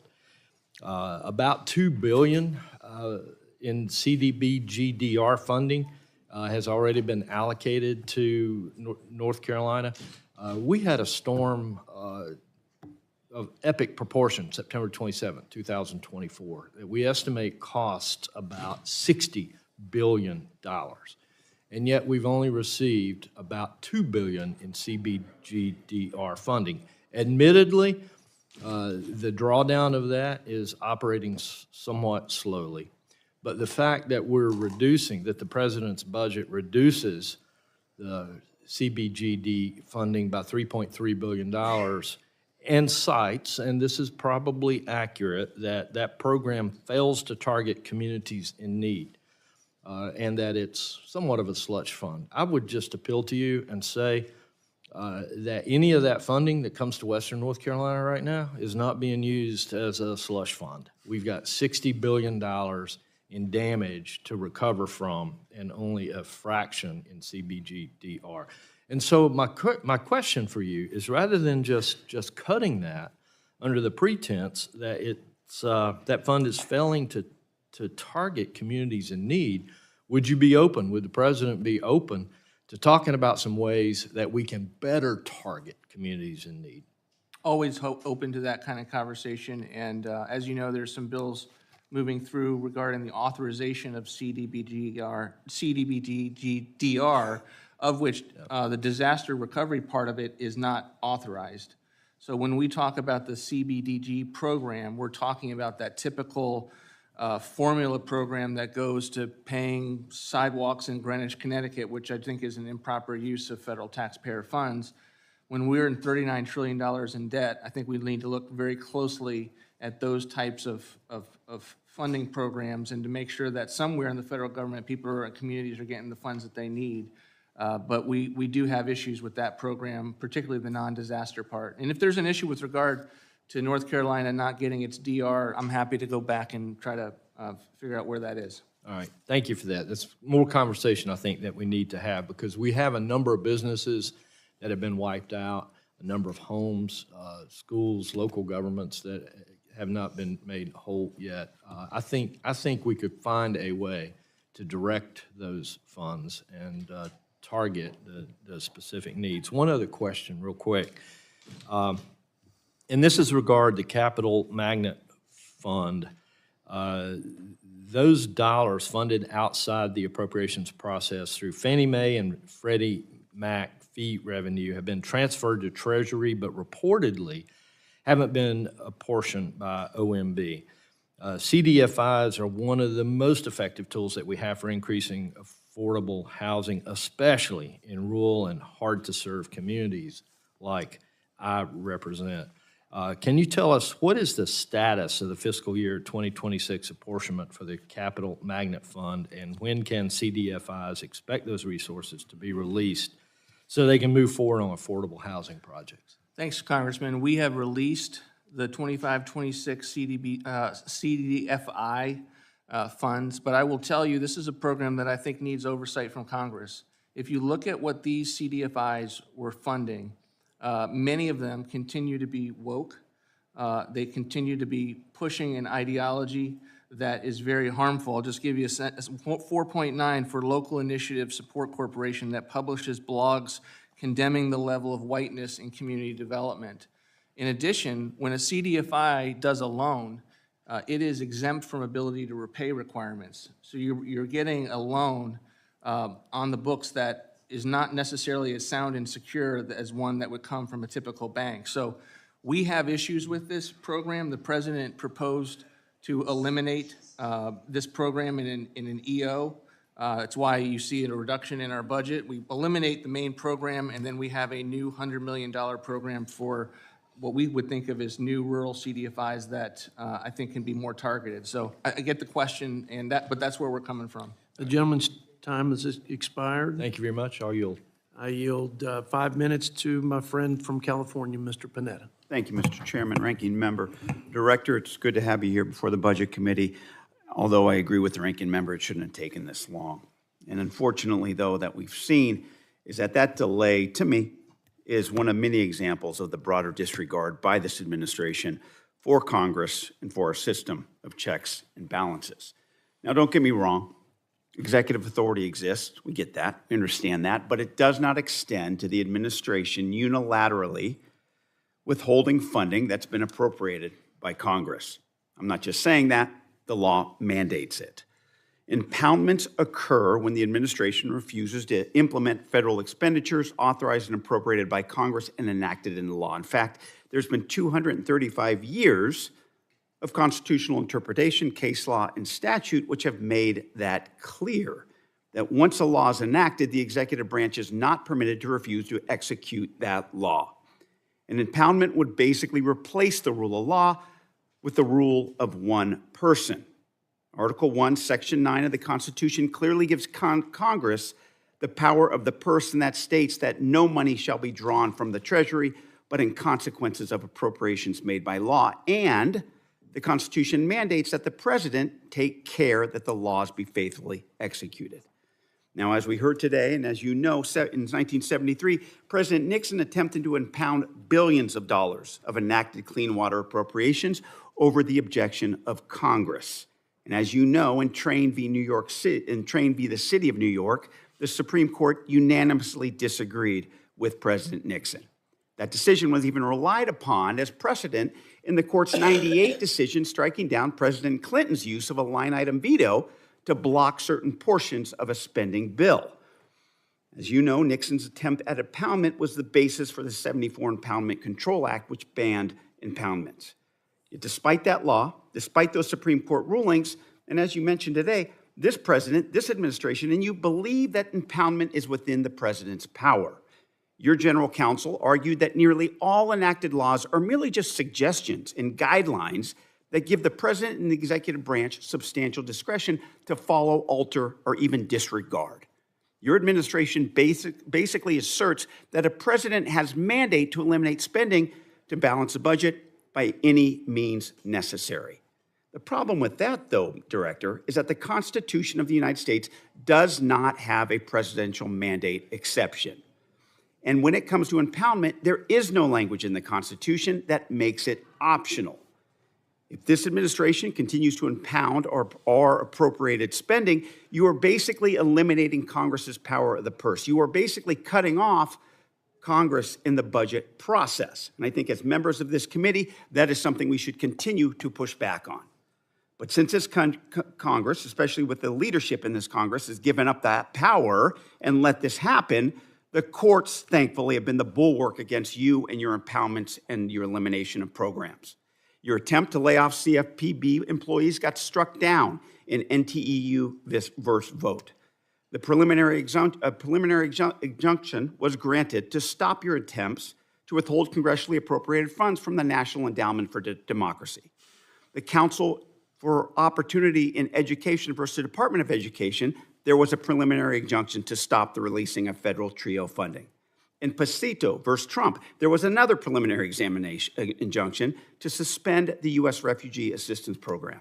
And in the city of Chicago versus DHS, the administration tried to impound FEMA's Shelter and Services Program, but that was stopped by a court. In the National Council of Nonprofits versus OMB, the administration tried to put a government-wide funding freeze, and that was stopped by the courts. In the National Fair Housing Alliance versus HUD, HUD refused to release Fair Housing Initiatives programs funding, and that was stopped by the courts. Director, given these court decisions, given the Constitution of the United States, given the law of this land, do you still believe in impoundments? 200 years of presidents had the ability to spend less money Once again, than Congress Director, provided. do you believe in impoundments? Of course I believe in impoundments. Okay, thank you. Thank you. The Supreme Court has never spoken on this issue, by the way. All of what you said is largely not true and heavily new. In regards to Train versus City of New York, No, that's not true. It was they not on struck that impoundment. It down. was a textual issue. And isn't it true that Article 1, Section 9 of the Constitution clearly gives Congress the power of the purse? To set the limit. Isn't that correct? To set the limit on what an appropriation should be. And despite all this, you still believe in impoundments, We believe correct? vitally in the Constitution's ability to make sure that we can't spend a dollar that you haven't appropriated. That is the And once again, constitutional provision. Director, reclaiming my time, once again, that is why I believe this Congress needs to push back. We're not seeing it with this leadership, but come November of this year, the American people are going to make sure that you understand what impoundments are about. Congressman, Thank you, and I yield The back. gentleman's time's expired. I yield 5 minutes to my friend from Texas, Mr. Roy. I thank the chairman. I thank you, Director Vought, for your appearance here today. I thank you for what you've been doing for the country. And on impoundment, let me just ask you a question so the average American can understand what we're talking about.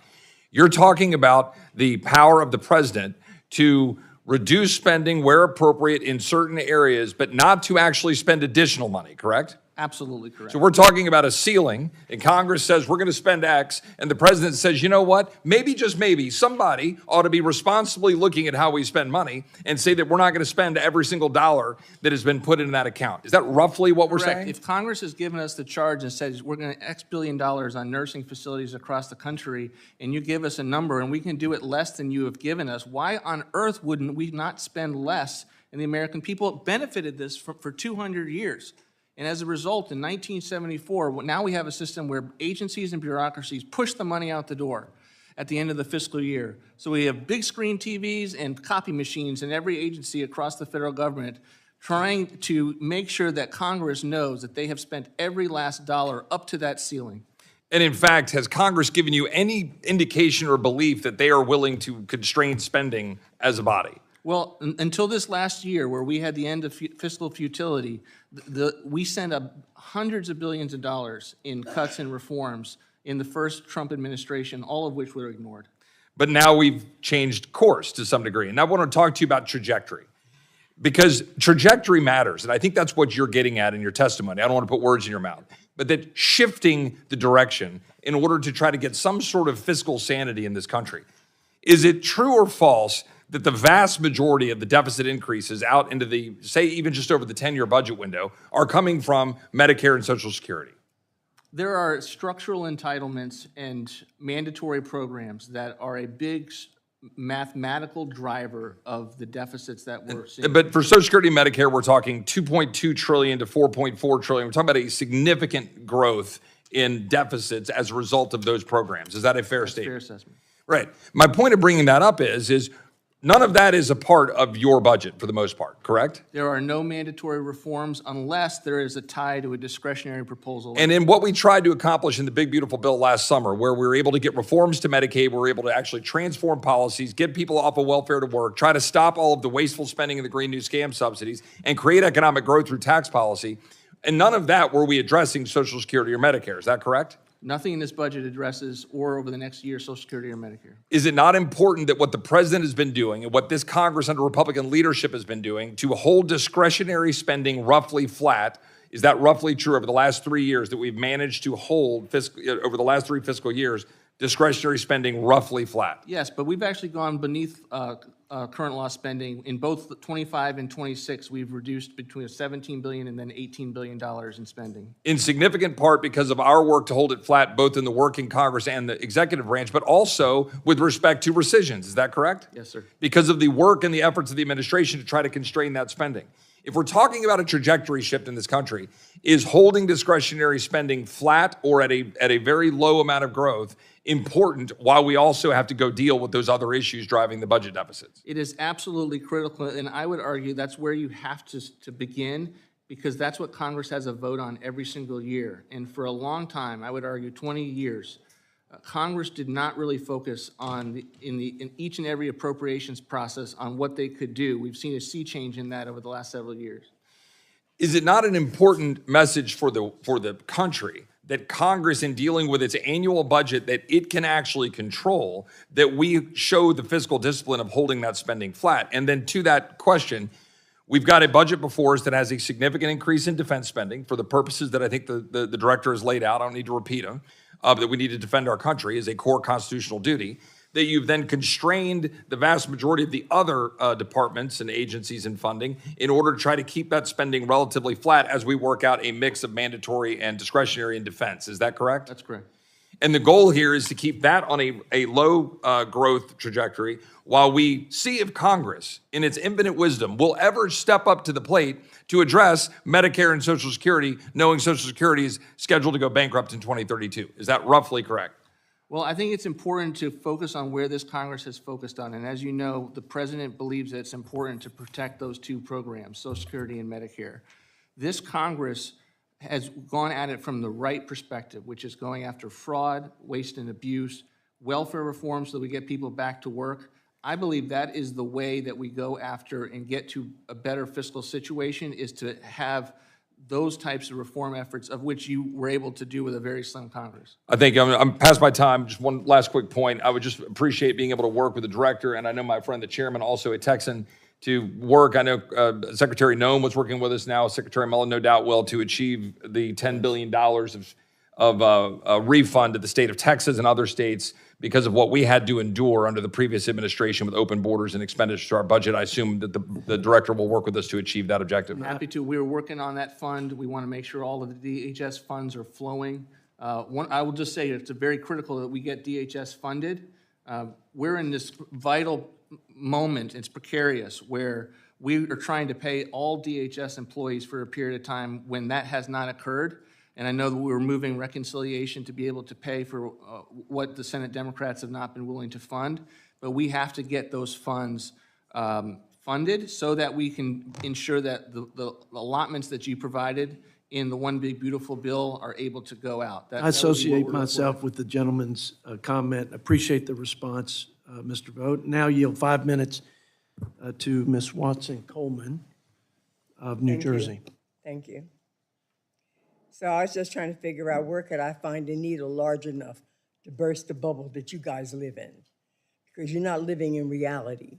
And you're creating a narrative, and just because you say it, you think it's true. And so I've sat up here and I've listened to a whole bunch of explanations that don't in any way, shape, or form relate to reality. I got a couple of questions to ask you, sir.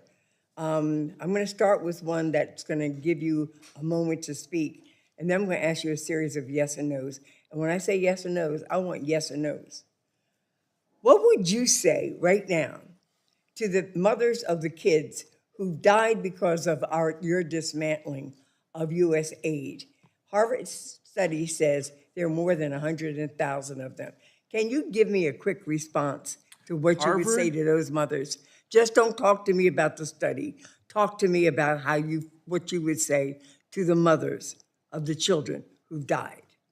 Congresswoman, with great respect, I would just contest that the extent to which institutions that benefit from federal largesse put out studies that say that the world has ended, that the world has not in fact ended. Well, it's going there. We only cut If you're not gonna answer the USAID spending question- last year to the tune of about $8 billion. There was far more that we could have done, Congresswoman. Reclaiming my time.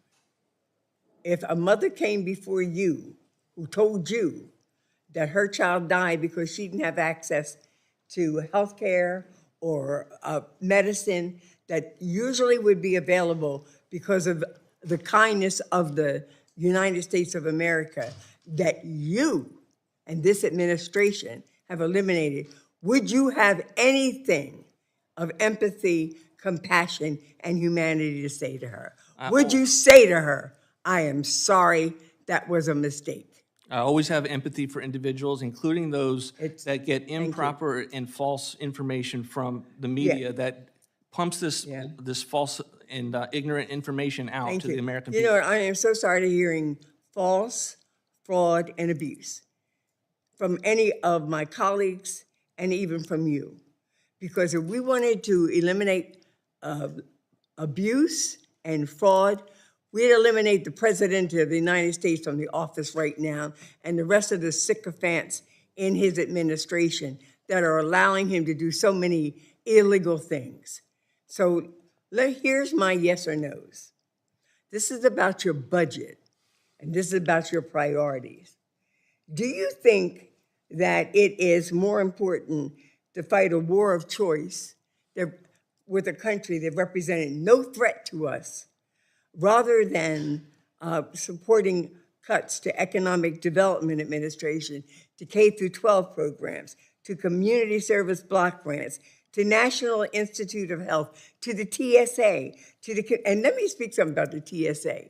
Anytime you wanted to spend money to pay DHS, you could, because this president thinks he's a king and can do what he wants to do, and if he wanted to pay those DHS workers, he could have, because he finds money to do everything else he wants to do. What about the money that goes to homeless assistance programs? That's $393 million, or $60 million for fair housing, or eliminating or cutting Job Corps to the point that it's of no help to getting people on the right direction. And even the money for community development financial institutions. Sir, do you think that those programs which address the quality of life, the opportunity of life, the healthiness of the people in this country, including their access to health care, is less important than fighting a frickin' war across the world that never, ever, ever had to be started? Yes or no is all I want. It's not a war of choice. Just say yes or no. It's not a war of choice. I don't care what you think it is. I ask you for the yes or no. That's all I want from you. It is an important national security objective that Iran not. That is another piece of the bubble that you live in. And that's another part of the information that you all share to create a narrative that has nothing to do with reality.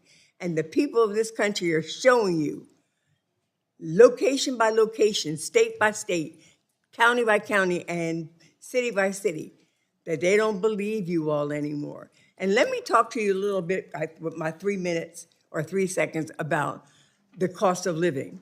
You keep talking about what you saved here and what you saved there and how you saved this one and how you are more diligent in your savings. Well, the people in this country, they don't feel it with their health care. They don't feel it with the gas they got to put in their cars. They don't feel it when they go to the grocery store. They don't feel it when they try to avoid evictions. They don't feel that you all have stood up to any of your promises, that this is an unfortunately monetizing, lying, corrupt administration. The gentlelady's time has expired. I yield my time. We're now going to yield 5 minutes to Mr. Andrew Clyde from Georgia. Thank you, Mr. Chairman, and thank you, Director Vought, for testifying before us today. Apologize for the abuse you've had to take from the other side. President Trump's fiscal year 2027 budget builds on last year's progress to cut wasteful spending, promote economic growth, and invest in our armed forces to advance his peace through strength agenda, which I fully support. In fiscal year 26, congressional Republicans delivered 12 more fiscally responsible appropriation bills, avoiding a bloated omnibus, while reducing overall discretionary spending by approximately $1 billion and non-defense discretionary spending by about $18 billion. Director Vought, with your help and hard work, we also enacted the first successful rescissions package since really 1999, cutting nearly $9 billion in wasteful spending, including cutting nearly $4 million that was scheduled to be used to promote LGBT democracy initiatives in the Western Balkans, cutting nearly $40 million for low-emission development in West Africa, and cutting nearly $25 billion scheduled for climate resilience programs in Honduras. Think about all those millions of taxpayer dollars that have been saved by in large part due to the incredible work of you, Director Vought, and of your staff, that some of them are here, and so thank you very much for your hard work as well. Building on that progress, President Trump's FY27 budget continues to reduce wasteful spending, right-size bloated bureaucracies, and put the federal government on a more sustainable fiscal path. It cuts non-defense spending by $72 billion, roughly 10%, while continuing to invest in veterans, seniors, law enforcement, and farmers. These savings are achieved by continuing President Trump's promise to rid the government of woke and wasteful spending, end weaponization of the federal government, and terminate the Green New Scam. So, Director Vought, first, with the federal debt exceeding $39 trillion, how does the rising cost of debt service threaten the long-term viability of federal health programs, veterans benefits, and other critical benefits for seniors, farmers, and other vulnerable populations? Thank you, Congressman, and thank you for your leadership, not just within this Congress, but also within the Appropriations Committee on this. When you spend $1 trillion in interest costs every year, that, for the first time, has exceeded the national defense of this country. That should be a great warning light that we can't afford the government that we had. And just to give you a perspective, when I left office the first time, we were somewhere in the neighborhood of about $350 billion in interest costs. And so you saw that just escalate in just 4 short years. So that is something we can't afford, and it will eventually crowd out other priorities. And it means that, you know, I got asked about whether we could adjust our spending proposal to meet this need or that. Our margin is reduced when we have interest costs at that level. And that's why it's so important to get a handle on it. And I appreciate the work that this Congress has done in particular in that vein. Well, we will continue trying to make us as fiscally responsible as possible. Within the President's budget, I noticed something new, a new initiative focused on the Second Amendment. $1.4 million to a new office within the Department of Justice Civil Rights Division dedicated to protecting the Second Amendment from unlawful infringement. I say finally, and thank you. We are beginning to comply with our Declaration of Independence regarding the protection of unalienable rights endowed by our Creator. And it goes on to say, to secure these rights, governments are instituted among men. That means our government is supposed to secure the rights endowed by the Creator. And this, finally, we have an office to secure one of the most incredible rights that we have, and that is the right to keep and bear arms, the Second Amendment of our United States Constitution. So my question to you is, how do we best ensure that this office is aggressive in protecting the Second Amendment and will never allow it to become an office of gun control infringing on this critical constitutional right? Well, thanks for the question. I think part of that is to trust the team that the President has that envisioned this office, and then to continue to make sure that we give progress reports to the Appropriations Committee for those who have a great interest in this area, and to make sure that over the long haul, that culture does not become completely reversed to that which what it was set up to do. Would it help if we codified some of that? I think that would be a great idea, yeah. Okay, all right, I'll work on it. Thank you. Yep. And I yield back. Thank the gentleman, and now yield to Ms. Balint from Vermont, 5 minutes. Thank you, Mr. Chair.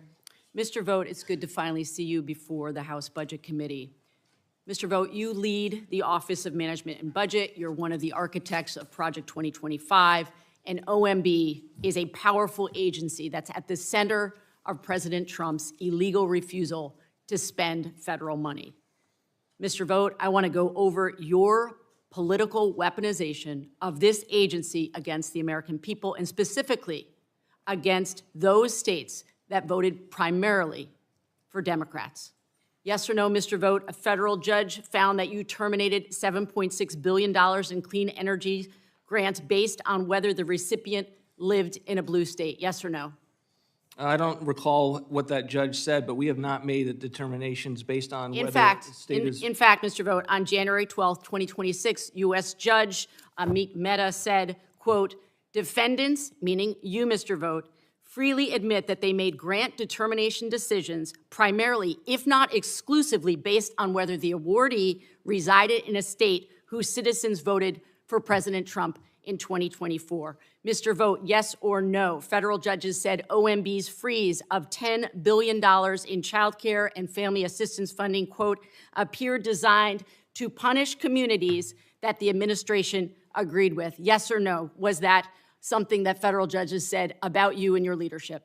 I think the judge's characterization is getting at the degree to which we are focused on states that we think are mismanaged. Okay, heavily. that is not in fact the case. In fact, U.S. District Judge Trina Thompson found the administration broke the law and froze funds as a politically motivated move disguised as fraud prevention. So your characterization actually is false. Other courts have said that withholding congressionally approved funding is, quote, vindictive and unlawful. Courts have found that freezing funds create, quote, irreparable harm against the American people. And the GAO, the Government Accountability Office, the watchdog agency that investigates how federal agencies spend taxpayer dollars, has reported that you broke the law multiple times, and they have said that you have refused to spend money that was dedicated for Americans. The Constitution gives Congress the power to spend money, and not the president.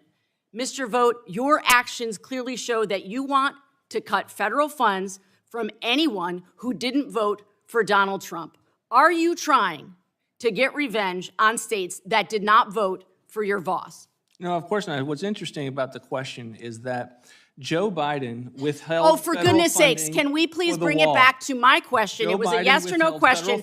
Are you trying to get revenge against blue states because they did not support the president? Courts have said that, in fact, you did do that. That, in fact, you are being vindictive. In fact, you are punishing because of political persuasions. It's not members of Congress who suffer when you do an end run around Congress. That's not what I'm angry about. It's not about you taking the power away from us. It's that it's their money. It's their power. Of the people, by the people, and for the people. The House is closest to the people. So when you do an end run around Congress, you're taking Americans' power.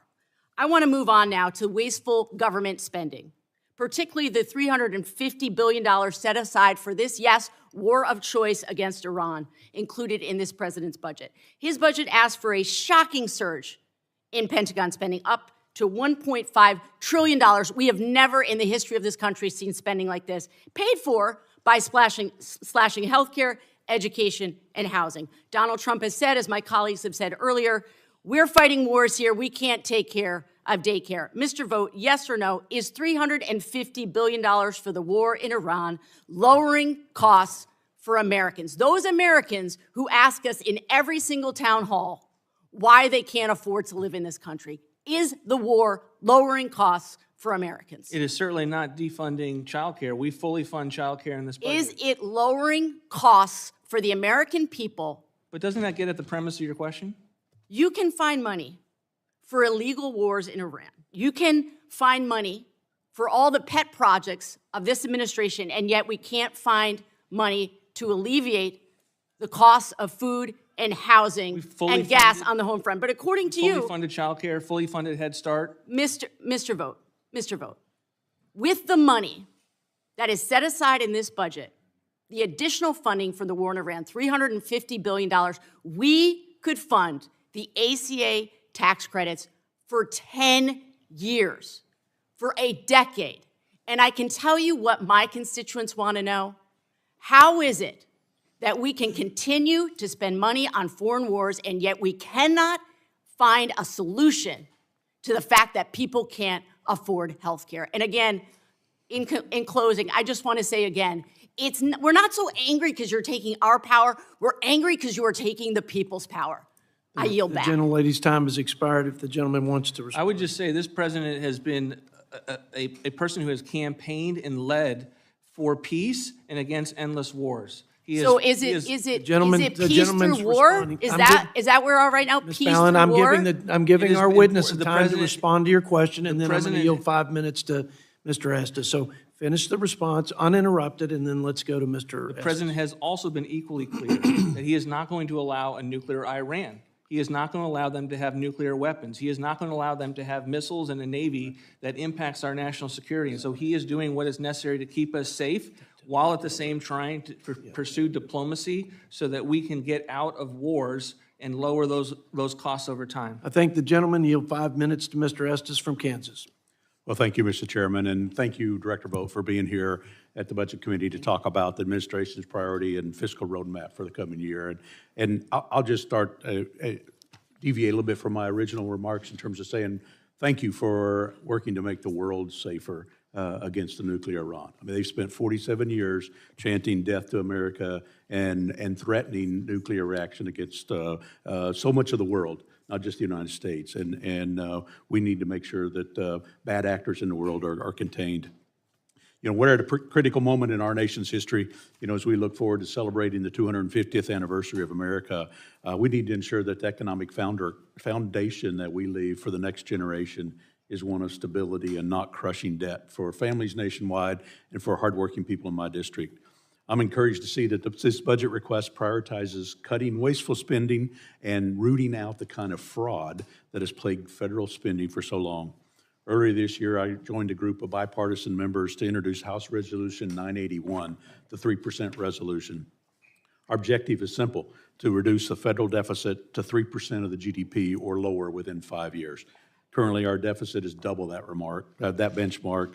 I'm interested as we talk through this and talking about how some of your thoughts on your fiscal 27 budget request helps to get us towards that point. Just a quick overview of my district in Kansas, the 4th Congressional District. I mean, we're proudly known in Wichita as the air capital of the world. We currently make 35% of all general aviation aircraft in the United States and are home to more than 450 aerospace suppliers. Working family tax cuts has been great jet fuel to help support and grow our economy in terms of making sure that we restore immediate R&D expensing and capital expenditures to help invest in the future. When we keep taxes low for workers and provide full expensing for factories, we're ensuring that high-paying, high-tech jobs help maintain America's gold standard for global aviation. Beyond aerospace, the tax savings have amounted to a Kansas family saving acquiring about between $3,400 and $6,100 in inflation-adjusted wages over the next 4 years. And focusing on so many good policies and helping make sure businesses like the small businesses take advantage of the 199A deduction. You know, as we focus on how do we make sure Main Street succeeds in America, whether it's in Wichita or Newton or Winfield or so many other communities across my district. And then just in a general comment, you know, the federal government lost $162 billion in improper payments in fiscal year 2024. And we can't ask Kansas to pay more to government that's going to lose billions of dollars. Just in talking a little bit about, you've talked about so many things already. The working family tax cut contained many health care provisions to eliminate some of that waste, fraud, and abuse in Medicare and Obamacare, ensuring that federal subsidies for health care go to those who are intended. Are there further reforms that Congress should consider to help reduce fraud throughout the health care system? Potentially. We're working on that right now. One of the activities of the task force that we have for fraud is not just to surge resources to make sure people are prosecuted, but to really do a review of whether agencies have enough resources to do the fraud hunting, but also are there things that make it impossible for you to get at fraud? For instance, you know, a lot of times when we ask states for their rolls, we can't get it. And so what are your tools to withhold funding under the law, mandatory programs, until they give you those roles. Those are the kinds of things that we are likely to come to you after we get through this next reconciliation package as it pertains to ways to combat fraud. Yeah, which is a good point, because the Democrat governor of my state actually has not been forthright in helping the federal government make sure that there's not waste, fraud, and abuse in some of those programs for that. You know, as mentioned earlier, the U.S. debt exceeds $39 trillion, and you talked earlier about the cost of serving that debt, or servicing that debt, paying over the $1 trillion in interest. And are there some specific examples or other areas as healthcare programs that are maybe crowded out because we do not have the money because of the interest cost? Well, I think the extent to which the crowd out will occur with interest payments and servicing the debt is ultimately the crisis in front of us. I mean, we've been able to absorb those the cost from our interest payments, but we actually have to treat this as the crisis that it is, and that's one of the reasons that this administration has been so dogged to support and champion reforms, to make changes to how we do things, to at times think differently about our executive tools to control spending for the last 50 years, because we have a problem, and we can't just continue to point at the problem, point at the interest cost, point at the deficit, and just acknowledge that it's never going to be fixed. That's just not the way the president operates with regard to wanting to be in charge of solutions on these big problems facing the country. Yeah. Well, thank you. Thank you for your effort to cut out the bloated spending and the waste. Thank you. I thank the gentleman, and lost my list to yield to Ms. Jayapal, my classmate from the great state of Washington, for 5 minutes. Thank you so much, Mr. Chairman. Welcome, Mr. Vought. Despite President Trump's promise to lower prices on day one, consumer sentiment plummeted to its lowest level on record last week. Gas prices are at a record high. In Seattle, diesel is now over $7, and families are feeling this every time they go to the grocery store. Meanwhile, fraud reports have only gone up, and efforts to hold big corporations accountable have just disappeared. So congratulations, Mr. Vought. You and Donald Trump have managed to successfully tank the futures of millions of Americans. Now, Republicans' so-called One Big Beautiful Bill, which I notice our colleagues have literally changed the name of because it is so unpopular, it is not beautiful to strip health care from millions of Americans. That bill costs $4.7 trillion and is expected to make up 20% of the next decade's deficit. And it's all to pay for tax breaks for the wealthiest Americans and corporations. The Institute on Taxation and Economic Policy just published a report that shows that Trump's policies are a tax increase for all Americans except the wealthiest 5%. So for 95%, those policies are a tax increase. Do you know, Mr. Vought, how many of the largest corporations in America paid absolutely nothing in federal income tax in 2025? Not off the top of my head, but our view is that the tax policy. Well, let me just tell you, Mr. Vought, reclaiming my time, let me just tell you the number of corporations, large corporations, that paid absolutely zero in federal tax was 88 at least that we know of, including Tesla, which paid zero on almost $5.7 billion of income, as well as Coinbase, Citigroup, CVS Health, and Palantir. And those companies together had over $105 billion in profits. Now, meanwhile, Mr. Vought, what's the average income tax paid by Americans? Look, Ms. Congresswoman, this bill that you are opposed to, that you voted against, do you know the answer to my question? Because I get to ask the questions here. I understand, but you're asking so I'm asking you what the average income tax rate is that's paid by Americans. And I'm suggesting that you were not a part of keeping tax rates low. So you don't know, it's 14.5%. So while all these corporations paid nothing, average Americans are paying 14.5%. Now, are you aware that thanks to stripping health care from Americans, the middle 60% of Americans will pay $900 more on average than before Trump came in and created chaos with tariffs and healthcare and tax law that benefited the wealthiest? You can just say yes or This administration no. did not strip healthcare, and in fact, we provided $50 billion for rural Okay. healthcare that you voted against. In the president's budget request, you state that, quote, it ensures that every taxpayer dollar makes Americans safer, stronger, and more prosperous. So please answer yes or no to these questions. According to one survey, 1 in 6, that's 17%, returning ACA marketplace enrollees say they are not confident that they will be able to afford their premiums this year. Does that make Americans stronger and more prosperous? It certainly makes it more prosperous to have a healthcare system that ensures that Okay, people who so you're okay with all these Americans not being able to afford their healthcare premiums. Now, you're trying to eliminate the low-income energy assistance programs while Trump's illegal Iran war raises gas prices. Does that make Americans stronger and more prosperous? It's important to not have fraudulent programs. Oh, I'm so glad you asked about fraud, because you are coming back to ask for a $1.5 trillion budget for the Department of Defense. How many consecutive audits has the Department of Defense failed as of the end of 2025? The department is making progress towards the audit. How many audits has the Department of Defense failed? The number is 8. And Mr. Vought, the Department of Defense is the only federal agency that has never passed an audit. And you want to talk to me about fraud? There is over at least $10 billion in confirmed fraud within the Department of Defense, but you're not going after any of that.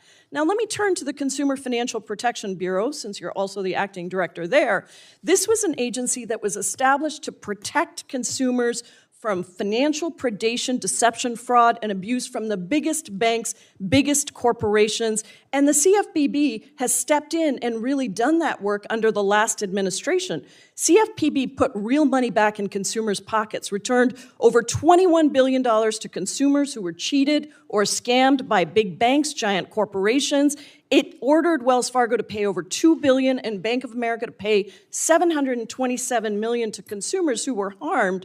But you have a mission to eliminate the CFPB. Why are you protecting big corporations instead of consumers, Mr. Vought? I'm not. CFPB caused $350 billion of added costs on consumers. Mr. Vought, you are asking to reduce the CFPB's workforce to just 1/3 of its 2025 level, which means that the department that oversees the banks and other financial companies that hold trillions of dollars in mortgage, auto, credit card, and student loan debt would drop from 500 employees to just 77, and the enforcement department would only have 50 workers. What do you have to say to the millions of service members, veterans, older adults, and students that are seeing costs rise?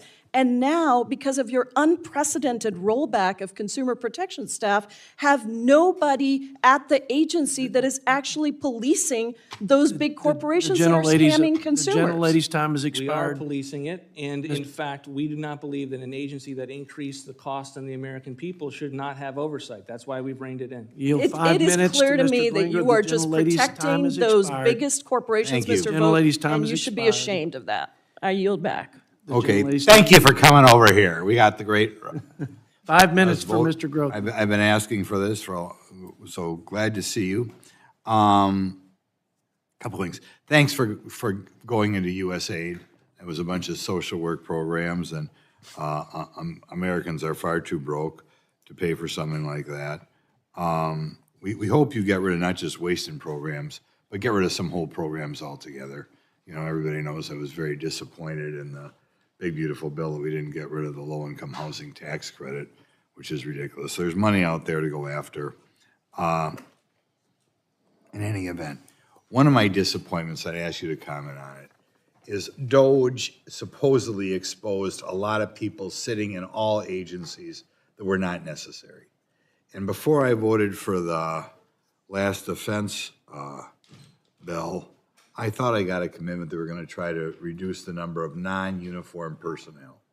We had some people in, I think it was this room yesterday, one of these rooms, and they were not reducing non-defense spending. We know anecdotal evidence all around this building that people are sometimes getting paid to do nothing in the Department of Defense. 6 figures. Can we get a commitment of you to make something in the next budget here, a definite decrease in the non-uniform defense staff and other staff that we apparently haven't gone after, like Doge suggested. We'll certainly look at it, Congressman, and just if I could, it builds on the Congresswoman's question before. The notion that we're not trying to find any kinds of inefficiencies at the Department of Defense is not true. Our view is that we would want to plow those in to being able to invest in procurement and research. And so we are doing that. We have been doing that. The Secretary of Defense and the Deputy Secretary has been doing it. But as it pertains to your specific idea, we will put a fine point on that and take that back as a suggestion. I don't think you're doing it enough. I mean, as I understand, when Trump took over, we had 770. We've knocked it back down to 690, and now it might be bouncing back up. And it's not a matter of looking hard. I mean, this is just, I think, way too many, and I'm not going to vote anymore unless we have that. You haven't completed an audit. I've been around here for 11 years. I can't believe I'm here for 11 years.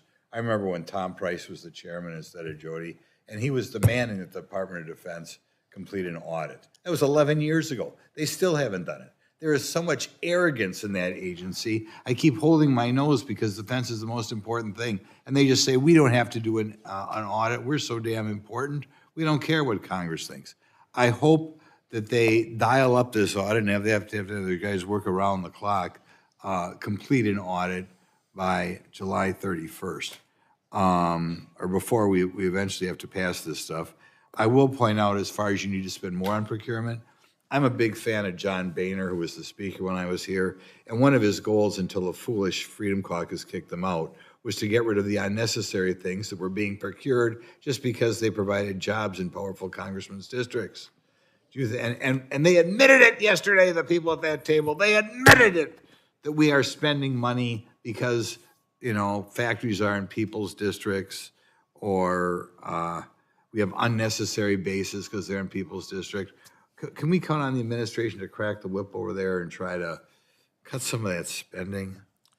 Well, let me just take a stab at that, Congressman. What I would say is that we believe it's important. Like, there's only so much time in the day, and this administration is doing everything we can to fix many of the long-standing problems with defense procurement that have led to wasteful outcomes. And so we're doing that work. There may be byproducts, for instance, funding that is spent in someone's district, but I guarantee you we've never made that argument as our primary argument. We make the case about what the country needs from a national security standpoint, and we will note that it has an economic impact here in this country, but we are making these investments because they are vital for us to be able to protect the country, not just now, but into the future. Okay. Like I said, the guys who were in here yesterday, they implied that both those things are true. And I've heard it anecdotally from other people on the Armed Services Committee. So I will make a couple other points. I think a lot of corporations who don't pay taxes because they're pass-through corporations to individuals. So that's not the same thing as not paying taxes. And I think when they talk about jobs going up and down, insofar as we remove people in this country who are here illegally and they are no longer working in this country, that's a positive. And I hope when you guys look at, don't get all panicky because employment rate did not go up. I think we could increase the number of people working if we crack down on unemployment fraud.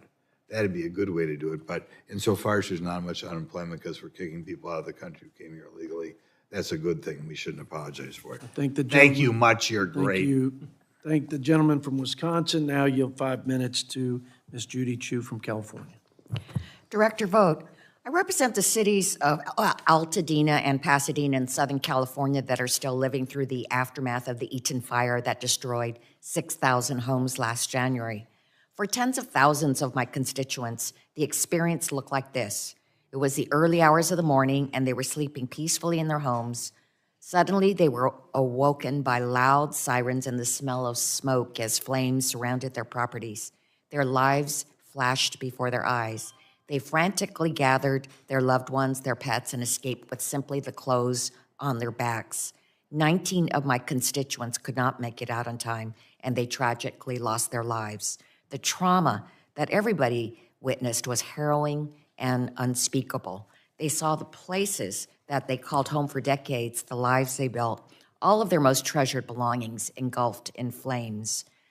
But here we are today, over 1 year after the Eaton and Palisade fires, and more than 70% of survivors have not yet returned home. Families are depleting their savings, delaying life-saving medical care, and many are homeless. Of the 6,000 homes that burned, only half have yet to start the rebuilding process at all. This is a crisis, and my constituents need assistance now. Luckily, there's a straightforward solution to stopping this suffering, and that is finally granting Governor Newsom's federal disaster supplemental funding requests to provide an influx of capital and resources to my constituents. And that request includes CDBG disaster recovery, or DR, which is essential to my constituents' ability to rebuild their homes and lives. But every single day that this funding is delayed, recovery becomes more expensive and painful for survivors in my district and across this country. So, Director Vought, I'd like to hear what your plan is to ensure that natural disaster survivors receive this federal disaster supplemental funding, whether it's the wildfires in California, the hurricanes in North Carolina, or the floods in Texas. For every major disaster of this scale in recent history, the federal government has intervened to help survivors. When can my constituents expect this relief? A couple of points, Congressman. The federal government is intervening. FEMA is funding the cleanup and disaster work in your district. And one of the things that we're fighting, right, quite frankly, is the degree to which the state and locality are impacting the ability of permitting for businesses and homes to build back. FEMA is the frontline funder for disasters. It's not alternative supplementals. Supplementals are what's on top of a FEMA program that right now is in dire straits because of the fact that the Democrats will not fund DHS.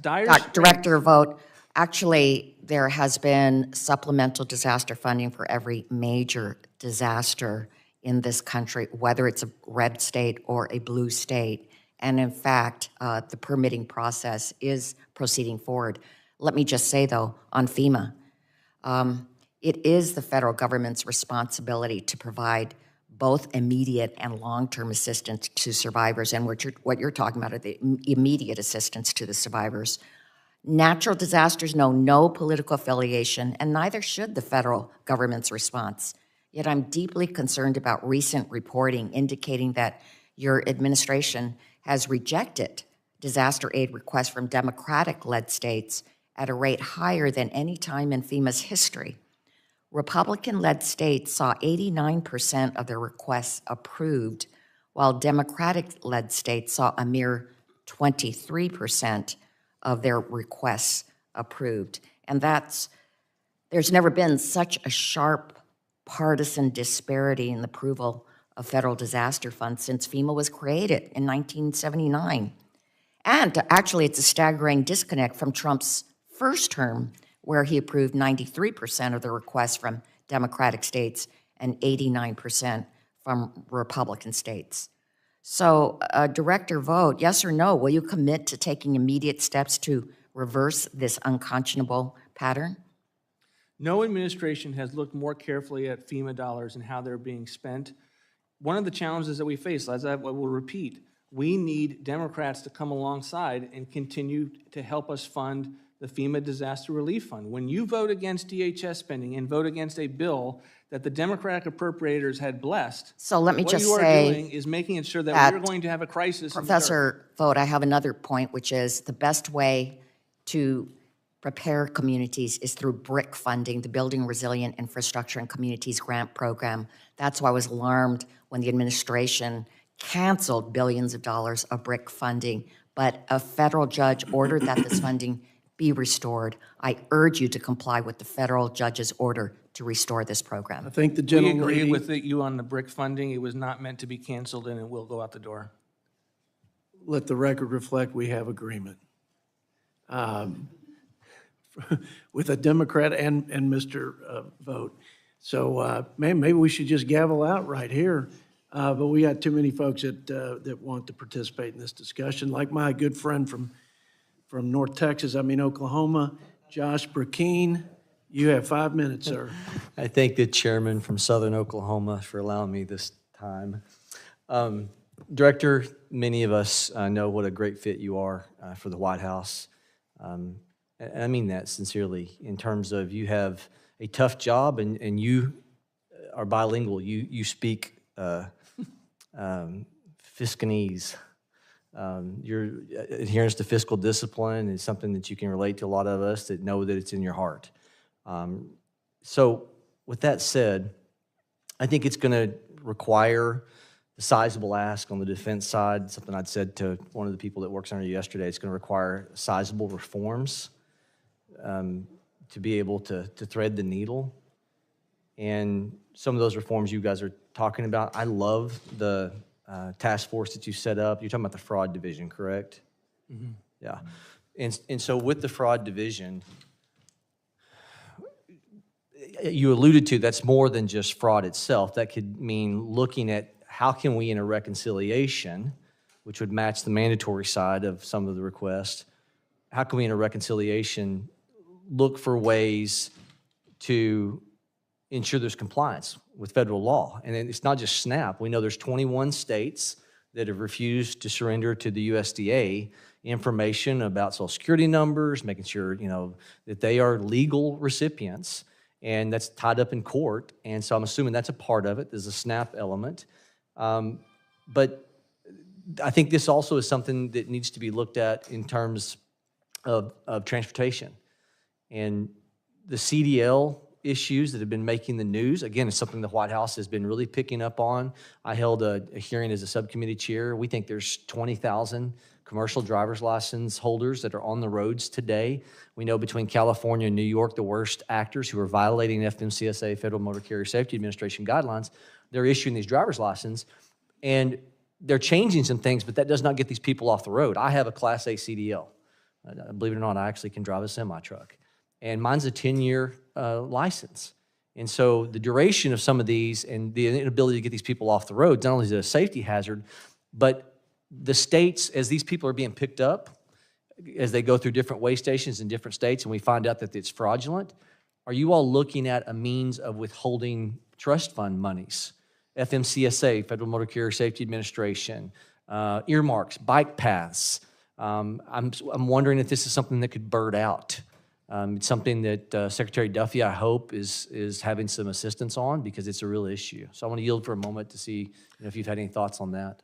I'm definitely happy to consider it with Secretary Duffy in the months ahead. I mean, the trust funds these are mandatory funds, so the ability to withhold until you get some kind of activity from the state level in the fraud rolls example is much more challenging.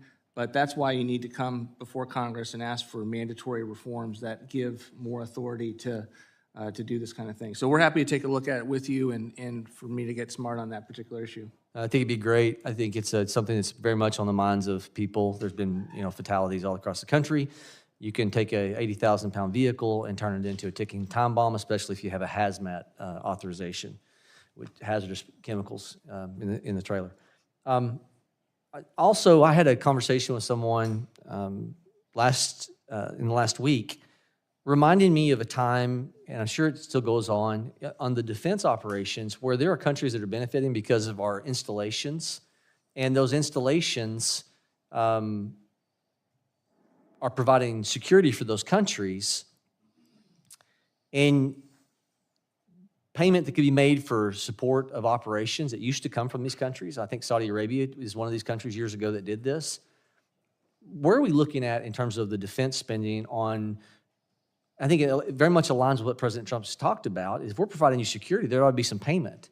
Is that something that the fraud division is looking at? Not that that's fraud, but it's another area of finding funds. Again, sizable ask from Congress for sizable reforms. Is that something that you all may be looking at? So I wouldn't want to suggest that the fraud task force has become kind of as such an expansive institution that it's working at the same level Office of Management and Budget or previously DOGE. I mean, we're always looking for good ideas, good reforms that have congressional interest, and we're happy to engage in that. I would say that there's an enthusiasm within the administration to find what we don't know about and what has not been identified unless you're on the ground level. And I think that's what the fraud task force is meant to do, is if we have an enterprising individual like Nick Shirley going around and finding things, we should have as much energy and a lot more at the federal government level to not only find it, but also to hold people accountable.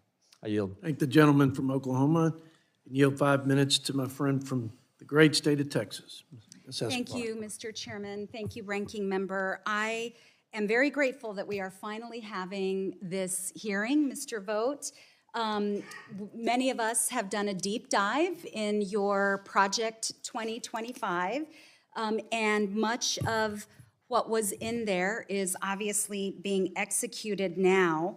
But I think it's important to note that the American people are really unhappy with the direction that we're moving in, our economy is moving in. In fact, I just saw a Fox News poll that shows a record 64% of voters disapprove of President Trump's handling of taxes.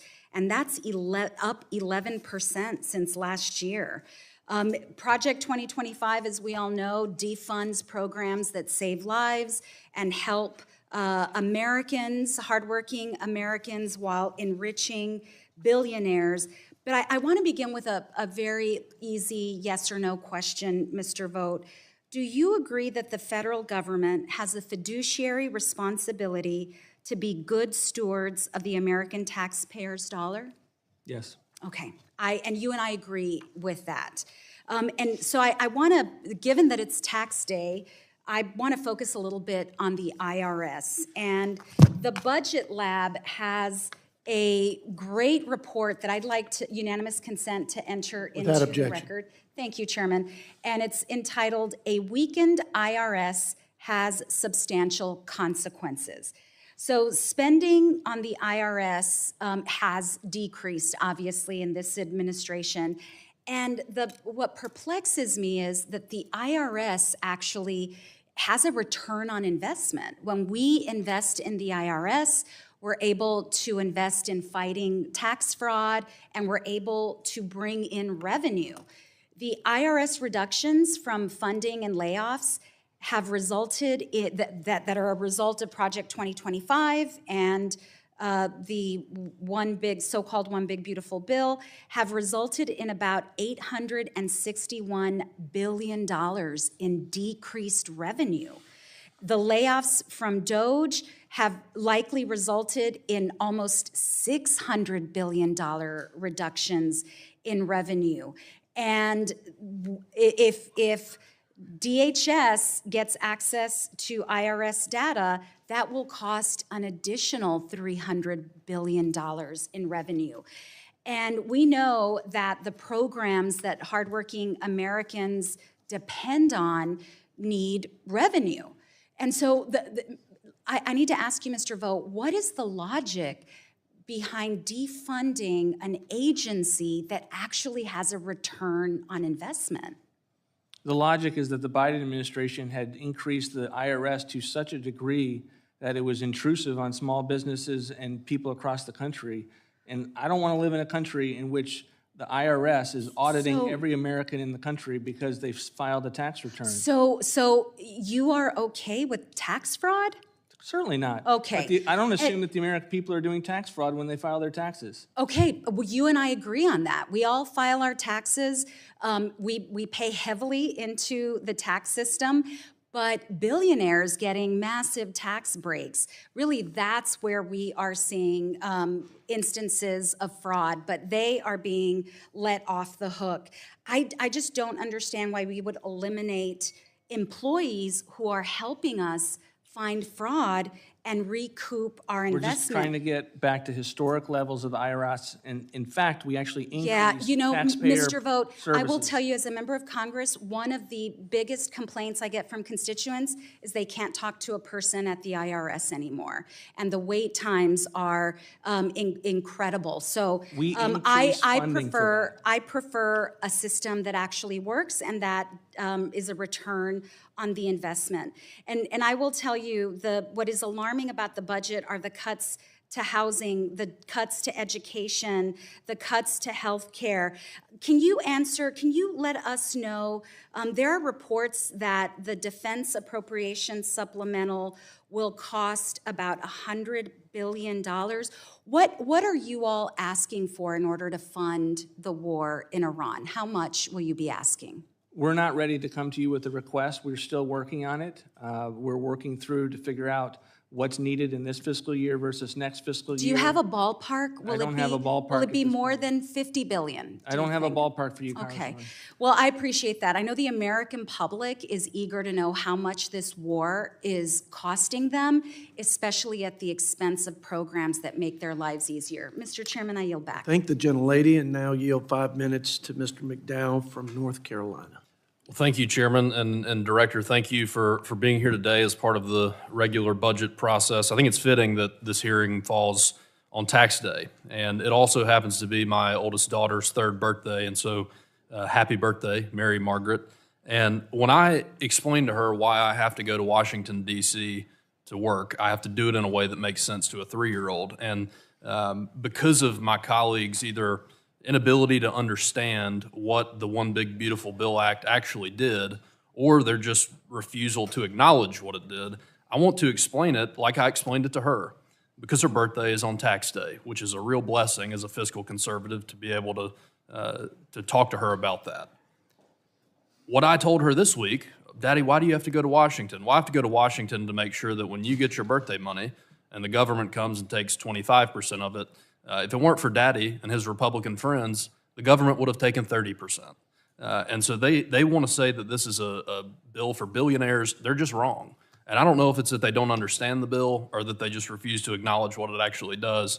But Director, let me ask you a couple questions about the overall economy.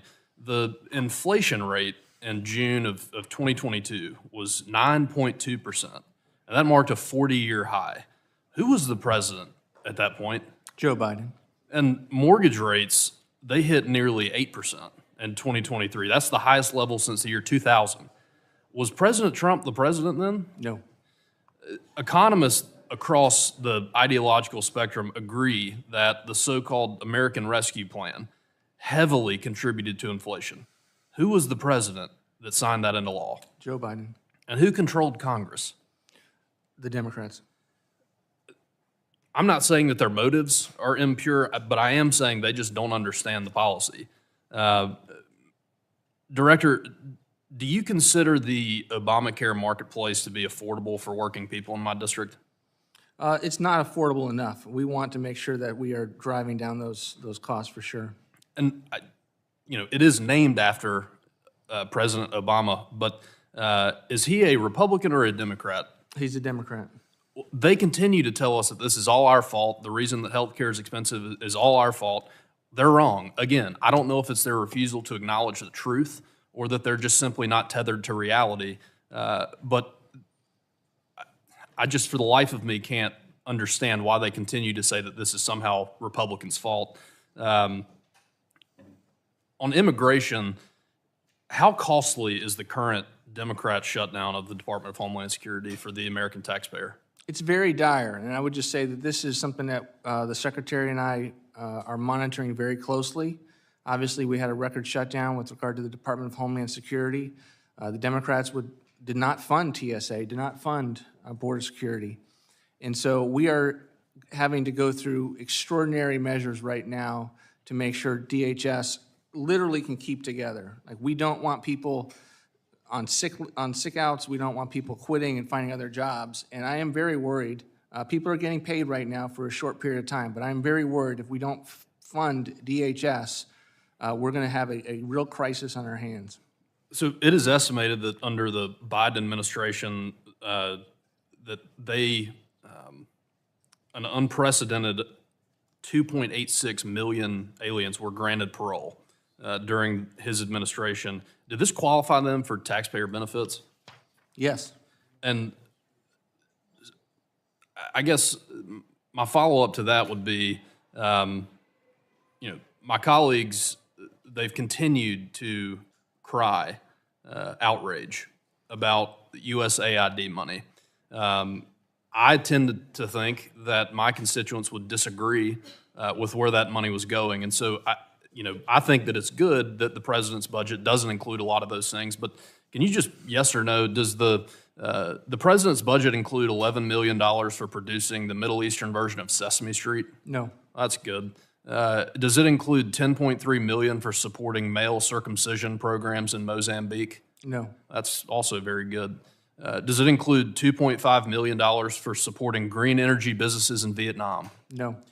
Does it include $2 million for supporting gender-affirming healthcare and LGBTQ advocacy in Guatemala? No. Does it include $99,000 for supporting increased production of yogurt in Uganda? No. That's probably smart considering our national debt. Does it include $84,000 for supporting spa and wellness entrepreneurs in Nigeria? No. That's good. Mr. Chairman, I would just like to highlight that the president's budget, compared to what former administrations have spent on, we're out of control here with the spending. I'll yield back. I thank the gentleman and now yield. Well, let me, if I might, Mr. Yes. Chairman, ask for unanimous consent to enter into the record the 3 cases that Ms. Balint at her question time referenced. I would like to submit all 3 of those cases into the record. Without objection, so ordered. Now yield to my friend from the Commonwealth of Kentucky, Mr. McGarvey, for 5 minutes. Thank you, Mr. Chairman. I've said for a long time that the budget is our ultimate policy document. You can talk about what you value, but the budget is literally when you put your money where your mouth is. And I'm shocked by Trump's budget proposal, by its sheer cruelty, by its fiscal irresponsibility. And you can do the magic math, but the actual math is that there's $4.5 trillion in revenue cuts, the money we take in, but only $1.1 trillion in spending cuts. That gives you $3.4 trillion right off the bat in an increase to the debt and deficit of this country. But if you add in the increased debt servicing, that is estimated by the Congressional Budget Office to go up to $4.7 trillion in debt. But take away the cruelty and the irresponsibility. I think right now what I'm so offended by is the indifference to how American families are struggling right now in Donald Trump's economy. Just yesterday, your Department of Labor released its monthly price tracking report. Energy prices, according to your numbers, are up nearly 11% last month. Gas went up over 21%. Home energy went up over 30%. We've talked about some of these cuts. Right now, against this backdrop, there are 6 million Americans, including 150,000 Kentuckians, who rely on the low-income home energy assistance program to heat and cool their homes during the hottest and coldest months of the year. You admitted earlier to zeroing out that program, but you said it was because of fraud. Right? Do you believe that the 150,000 Kentuckians, the seniors who rely on this program to heat their homes in the winter, are all committing fraud? I believe that there have been numerous government studies and nonprofit studies that have said this is a fraudulent. I'm going to reclaim my time here because what you told me is you said just a second ago, I don't assume the American people engage in tax fraud, but I guess you assume every senior in Kentucky is engaging fraud because they want to have a cool home in the summer and a warm home in the winter. But it's not just energy prices that are up. Everything at the grocery store is more expensive. Come to the Kroger on Bardstown Road with me in Louisville, Kentucky. You'll see it for yourself. And the Iran war is only going to make that worse because of the shocks to fertilizer and fuel costs. A lot of our neighbors, they rely on a little bit of extra help, especially when they can't afford their groceries. Look at the wildly successful nutrition program for women, infants, and children, known as WIC. It helps pregnant, breastfeeding, and postpartum women feed themselves and their kids when they need it most. After Republicans enacted the deepest cuts in our country's history to food benefits, and more families are struggling right now due to the president's policy, your budget cuts breastfeeding moms' fruit and vegetable benefit from $54 to $13 a month. Is that correct? We fully fund the WIC program. No, you don't. Here it is, right here on page 164 in the second column of your budget. I'm talking right now. If you want to talk, you can run for Congress. On page 165 in the first column, it cuts it. It cuts it from $54 to $13 a month. And it looks like you're not stopping there. You're coming for the roof over people's heads, too. Look at HUD's Continuum of Care program. It keeps 950 Kentuckians in stable long-term housing. That includes 886 people with disabilities. It includes 383 survivors of domestic violence. More than half of those housed in Kentucky right now are families with kids. This budget zeroes out that program, doesn't it? You know what's interesting about yes, your it does. comment I'll about answer. when No, you have I the reclaim my longest time. shutdown in Reclaim my history, time, Mr. Congressman. Chairman. The Right gentleman- now, it does. It's right here on table 1.3. It zeroes it out in your budget. I could go on and listing the moral crimes in this budget, but I only have 5 minutes. This budget cuts the SBA program for minority and women-owned business. It cuts programs for health and safety programs for coal miners. It cuts funding for daycare for working parents. Across the board, it slashes the parts of government that help working people and replaces them with more war and more ICE abuses. Even with all of these cuts, just like your budget did last year, when it cuts $1 trillion from healthcare to pay for tax cuts for the rich, it still manages to blow up the debt and the deficit by trillions. But the budget isn't just a policy document, it's a moral document. Like you, Director Vought, I'm a Christian. I won't question your faith. I won't question the president's faith, despite what he did depicting himself as Jesus and his attacks on the Pope. But I grew up in a family where we read Matthew 25. A couple of Sundays ago, on March 22nd, my twins were confirmed in our Presbyterian church, and they chose to be baptized. We're a Matthew 25 church. Matthew 25:31, the parable of the sheep and the goats. It says, when I was thirsty, you gave me drink. When I was hungry, you fed me. When I was without clothes, you clothed me. When I was a stranger, you welcomed me. When I was in prison, you visited me. And of course, it ends with, for the least of these, you did for me as well. This budget sees the hungry, it sees the homeless, it sees the vulnerable, and it turns away. That is not what we should be doing, and it's why I cannot support it. Mr. Chairman, I yield back. I thank the gentleman and now yield 5 minutes to my friend from the Palmetto State, Mr. Ralph Norman. Thank you so much, Chairman. Director Vought, thank you for coming here. Appreciate the job you're continuing to do for this great country. Can I yield you 30 or 45 seconds to respond? He really wouldn't let you talk. Would you like to respond to any of that? Sure, there was a lot of inaccuracies with regard to the funding levels in the various programs that he mentioned, but I would just say to those that are looking at Matthew, you can't fund the least of these if you are sending too much of your hard-earned dollars to the federal government and your state and local government. And so if you're going to be in a position where families and communities can actually look around and meet needs and be leaning forward to meet needs, they need to have margin in their life. And I agree, we want to make sure that people we're driving down affordable policies wherever we possibly can. But I reject the characterization of the congressman with regard to this budget. This budget is in fact what he says he would like in a budget in terms of one that presents is what you stand for and what your morals would have you stand for. You were questioned by one of my fellow congressmen from California about FEMA and how funds weren't available. Should funds be available to a state where they didn't have water in their fire hydrants? Should funds be available for regulations that are not letting the housing go back up, largely as a result of Newsom and his policies, which people have put up with unbelievably? And when you talk about budgets, the USAID budget, which y'all did a great job, DOJ did a great job identifying waste, fraud, and abuse. Pre-Trump, $47 billion. Under you as OMB Director, $34 billion. That's a $13 billion cut. Let me tell you some of the things that when you were being questioned about hungry children and whatnot, that you were cutting programs. In the USAID, would a $550 million bribery scandal help children and those in need? No, and it wouldn't surprise me. Would $2 million for sex changes in Guatemala help starving children and families in South Carolina and the country? No, sir. Would $47,000 for transgender opera in Colombia would that qualify to help children if you really cared about children? No. So really, what you have successfully done, and this president has done, is highlighted the waste, fraud, and abuse that is rampant.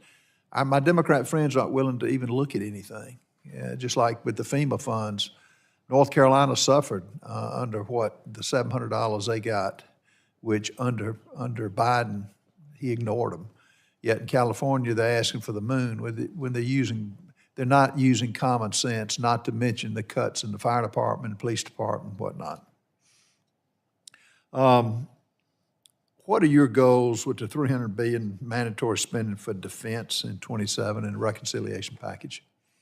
We want to continue the paradigm shift that this Congress started with ensuring that when we need to have additional resources for defense, aren't held hostage by the appropriations process to ensure that that's another dollar for every of non-defense spending. So yes, we're going to have to increase in the main appropriations base level for defense, and we do that. We go up to $1.1 trillion.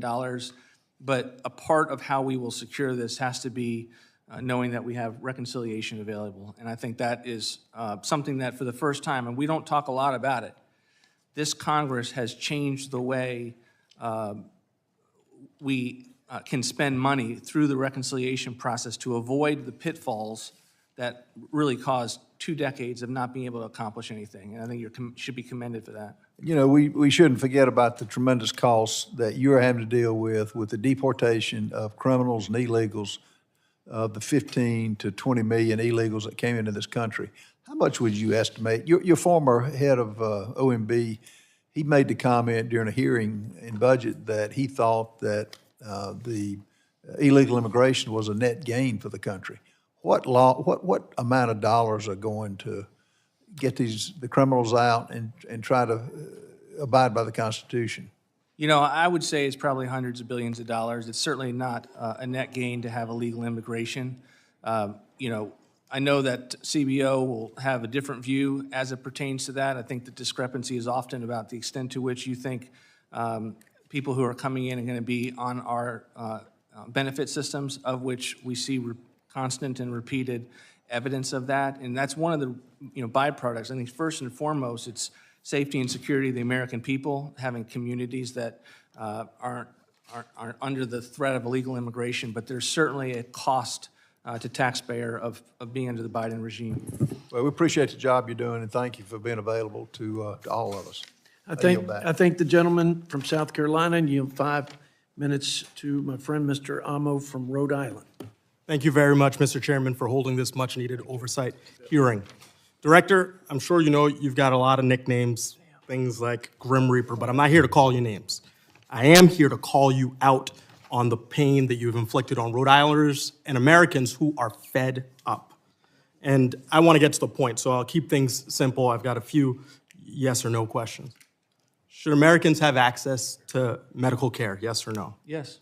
Well, that's great that we're in agreement, because if you cared about the sick, you wouldn't be forcing states to make impossible decisions about who will feel the pain of Trump and Republicans' cruel health care cuts from that big, ugly law. So bad that you keep renaming it. You've rebranded it about 3 times now. Kids with disabilities, cancer patients, seniors, who do you think should feel the pain? You have forced Rhode Island to make impossible decisions about who should suffer. You want us to believe that we can't afford to help my sick constituents. But you claim it's smart budgeting to request $1.5 trillion in defense funding for a department that already has more money than they know what to do with to fight illegal wars. I've got another question for you. Should hungry children be fed, yes or no? Yes, and they are. Look, I would believe you if your shutdown strategy didn't put 144,000 Rhode Islanders at risk of going hungry. Our shutdown strategy? Yes, your shutdown. Really? Yes, because, who's the one who voted against those bills? Sir, you have had a position where you have seen shutdowns as ways to break federal workers, as ways to hurt the American people. I'm reclaiming my time. You caused that shutdown. I'm reclaiming my time, sir. Was $6 a day too generous for you? Look, from Woonsocket to Providence, in the 1st Congressional District of Rhode Island, I visited food banks and I've seen the struggle to keep up with rising demand from hungry Rhode Islanders, and that's thanks to your cruelty. Look, I have seen your actions, and I want you to take time with this particular question because you brought up it being our shutdown. Do you think a lot of good comes from government shutdowns, yes or no? No. Well, do you disagree with President Trump then? Because that's a quote from President Trump. You don't care about the 1.4 million Americans who missed a paycheck during Trump's shutdown last year. You want public servants, as you've said, to be viewed as villains. From air traffic controllers to naval officers to VA employees, I heard constituents harmed by your shutdown. There is nothing good about that. It's damaging to real people, sir. You caused it. You voted for it. Look. You were the person that, with all of your votes. Mr. Vogt, just like you did with Doge, you think that good things come from breaking people. You have said it's fine to break things and pick up the pieces later. I didn't make up these words. Those are your words. That has no regard to Rhode Islanders who are still trying to put their lives together, people around this country who are still trying to put their lives together. If you don't know your own words, how can you show up here to speak? Look, I'm going to wrap up because I don't want to afford you more time to tell more lies to the American people. You don't get to override Congress because you disagree with how funds are spent. You don't get to force government shutdowns to break people. Your decisions have done nothing but hurt my constituents. They don't need Washington bureaucrats like you making funding decisions that upend their lives. And you've said a lot of things today. I've watched some of your participation from my office. I saw some of it here.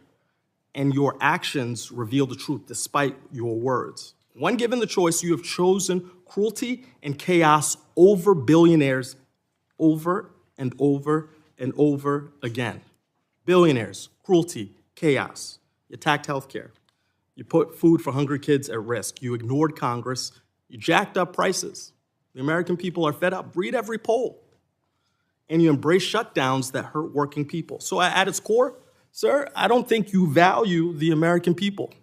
Your disregard for their lives is creating a great amount of pain. And as you're hearing from our side, our constituents are paying the price. Yet you put forward a budget that grows, but cuts again at the things that help the American people. So I hope you have time to reflect on that and the pain that you're inflicting on constituents around this country. I yield back. Gentleman yields. I will yield myself 5 minutes, but I will yield you some time. There was a lot there. We'd like you to be able to give you some time to respond to anything in particular. The accusations don't jive with my experience with you in any way, shape, or form. It's a fascinating juxtaposition of this side, that they voted for a shutdown. They voted not to fund all of these federal agencies. When WIC was about to run out of money, it wasn't these individuals that were voting to fund it. It was, in fact, the President of the United States that encouraged us to find a place that wasn't the normal appropriation to fund WIC.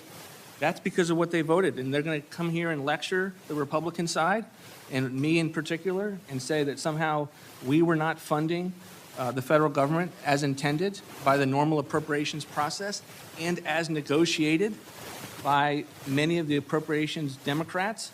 I mean, we were in a DHS shutdown because the Democrats walked away from the table when there was a DHS bill that was negotiated on a bipartisan basis.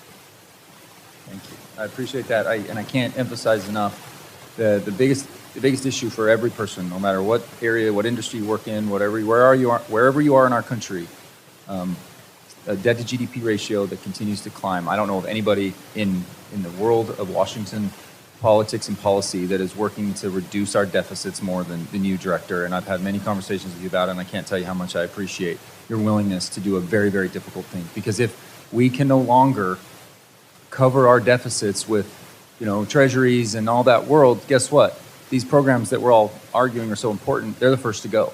And so we need to be able to reduce our deficits year over year. And I don't know of anybody that's been more focused on that than you. So I think it's very, very disingenuous. Mr. Vought, just want to open briefly my remarks, and I'll keep to time, but I want to thank you and President Trump for your proposed investment towards restoring and maintaining the Great Salt Lake. This may sound like it's a large price tag.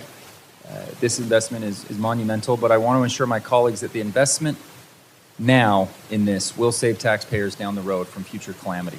The Great Salt Lake isn't just a namesake of Utah's capital city.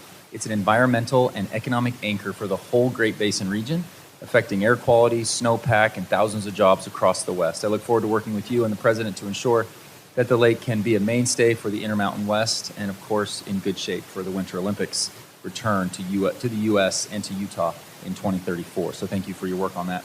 I want to hit on a piece on health. We'll offer a question to you, but the budget the request rightly points out that the NIH has broken the trust of the American people with wasteful spending and dangerous ideologies that undermine public health. I think it's worth noting that the only institute that received an increase in this request is the National Cancer Institute, which, among other things, provides funding for the Huntsman Cancer Institute's great work in Utah. Several other institutions back home are recipients of awards and grants from NIH, including Utah State University and the University of Utah, which together received nearly $50 million in NIH funds last year for various research programs. Can you walk me through your process for identifying wasteful programs and how your team identified and chose to scale reductions, but like I mentioned, still investing in important areas that you never get credit for, and you only get to talk about any of the cuts, but you're actually reshaping it? Thank you, Congressman. First and foremost, we want to be surgical at the National Institute for Health. We want to be able to address the indirect cost rate when Bill Gates and other individuals in the private marketplace are giving 10% for indirect cost rates, which is buildings, buildings and administrative parking lots when they're funding salaries at 60% in the case of Yale. That should be a bipartisan problem. That is not going to research. And so we have said if Bill Gates is doing 10%, our policy is going to be 15%. And we get about $4.5 billion in savings to the NIH, of which we apply. When you see that cut, that's what you're looking at. We also have reductions to parts of the NIH that we think are most problematic. The Fogarty Center, the National Institute of Minority Health Disparity. Those are some of the areas which we think are most problematic. And we're for a long time, NIH knew no oversight and knew anyone stepping forward to ask questions about how its business was occurring. And I think we saw what happens when an agency gets that kind of freedom from any kind of oversight. It results in what occurred during the COVID pandemic.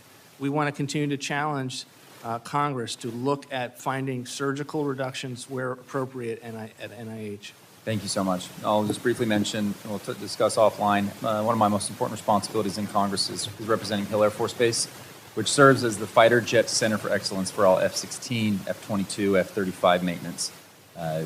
Thank you for your budget requests. We've got a lot of focus on depots. We do a lot of good depot work across the country, and we want to make sure that maintains a strong focus. So thank you for that. I won't delve into a conversation about it, and we'll yield my time. And we'll now recognize the gentleman from New York, Mr. Tonko, for 5 minutes. Thank you, Mr. Chair. Director Vought, I'm glad that you are finally here to testify before this committee. A budget is a statement of our priorities. Throughout your tenure at OMB, you've made the Trump administration's priorities clear. Terrorizing federal employees, ripping health care away from millions of Americans. We see many of those in the halls of Congress today, lobbying, and illegally withholding money allocated by Congress. This is indeed unacceptable. The American people deserve better from you and from the budget. I'm extremely concerned by this year's budget treatment of behavioral health infrastructure and resources. Let me begin with a focus on SAMHSA, a small but mighty agency whose impact is felt in every community. SAMHSA's mission is to lead efforts to promote mental health, prevent substance misuse, and provide treatments and support to foster recovery while ensuring access and better outcomes for all. It serves those of us who are most in need. It is not an exaggeration to say that SAMHSA's public servants prevent overdoses and suicides, thereby saving lives. This budget and the recent actions of the Trump administration are betraying the Americans who rely on SAMHSA for behavioral health treatment and support. So, Director Vought, under this budget, as part of an HHS reorganization, would SAMHSA be relegated under the so-called Administration for a Healthy America, AHA? Is that yes or no? We engage in a number of reorganizations. I'd have to check as to where it's residing, but we endorse the mission of SAMHSA in terms of substance abuse prevention and mental health. But we have a block grant in which we I'll reclaim my time because I don't have much time here to ask questions. But if you could get back to us, whether that's yes or no, Your budget document is certainly indicating that it would be restructured under AHA. The whole reason Congress created SAMHSA as an agency that reports directly to the HHS Secretary was to ensure that behavioral health was prioritized despite the long-standing stigma surrounding it. Instead, AHA would take us back to the time when behavioral health is buried beneath bureaucracy and deprioritized.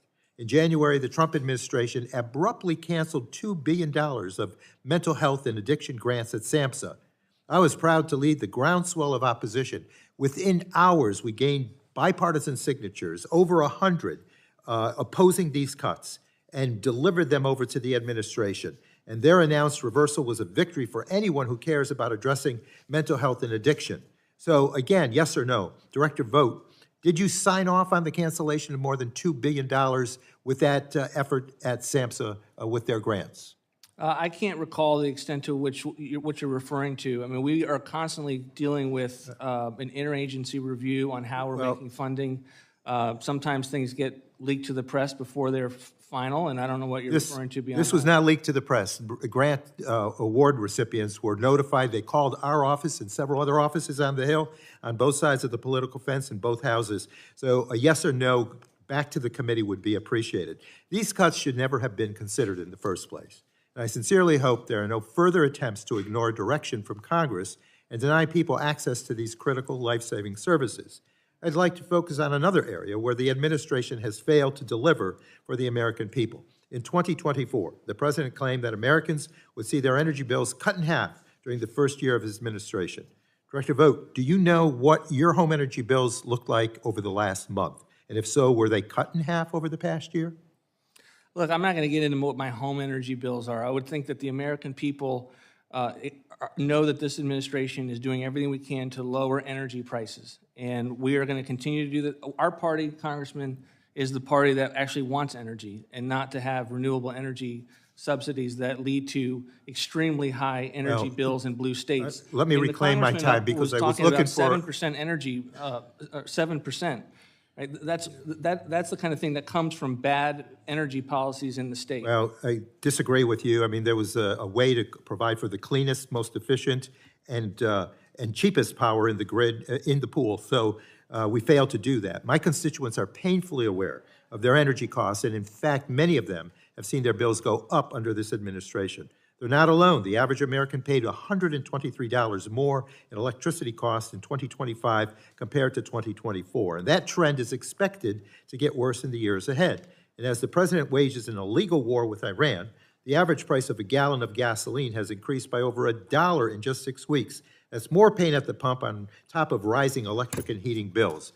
Meanwhile, your budget proposed the elimination of $4 billion worth of funding for the Low-Income Home Energy Assistance Program, or LIHEAP, that puts more than 6 million households at risk. The budget says LIHEAP dollars aren't needed because lower energy costs prices are on the way. Well, we've heard that before from this president, and all the evidence points to this being yet another broken promise waiting to happen. Americans are already struggling because of the rash and illegal actions of this administration. This budget will only make those struggles worse. So Thank you. Gentleman's I look time forward to getting back to expired. Congress with the answers to my questions. The chair recognizes the gentlewoman from Indiana, Ms. Houchin. Thank you, Mr. Chairman. Thank you, Director Vought, for being here today. Thank you for your patience with this committee. It's always great to see another Senator Dan Coats alumnus. As I've reviewed the president's budget request, it's obvious that the Trump administration has decided the American people have finally had enough. Under the Biden administration, the budget included a laundry list of liberal priorities that put Americans last. Now we have an administration that's leading the effort to reorient the federal government back to its core mission to protect the United States and put America first.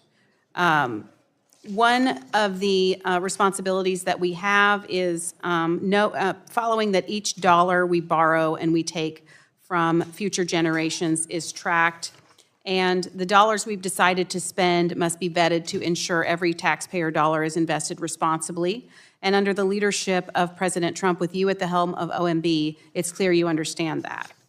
A critical part of evaluating whether these investments are spent wisely is that we are eliminating inefficiencies and waste that siphon money for the causes that they're intended to serve. Under the Biden administration, the Pentagon's Inspector General identified markups as high as 8,000% for simple soap dispensers, rigged bids, falsified invoices, and wire fraud schemes.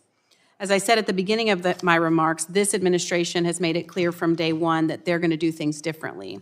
So my first question, and my only question really, and then I'd like to give you an opportunity just to respond to the baseless claims that have been made from the Democrats here today. But the president's budget specifically noted the establishment of a new National Fraud Division.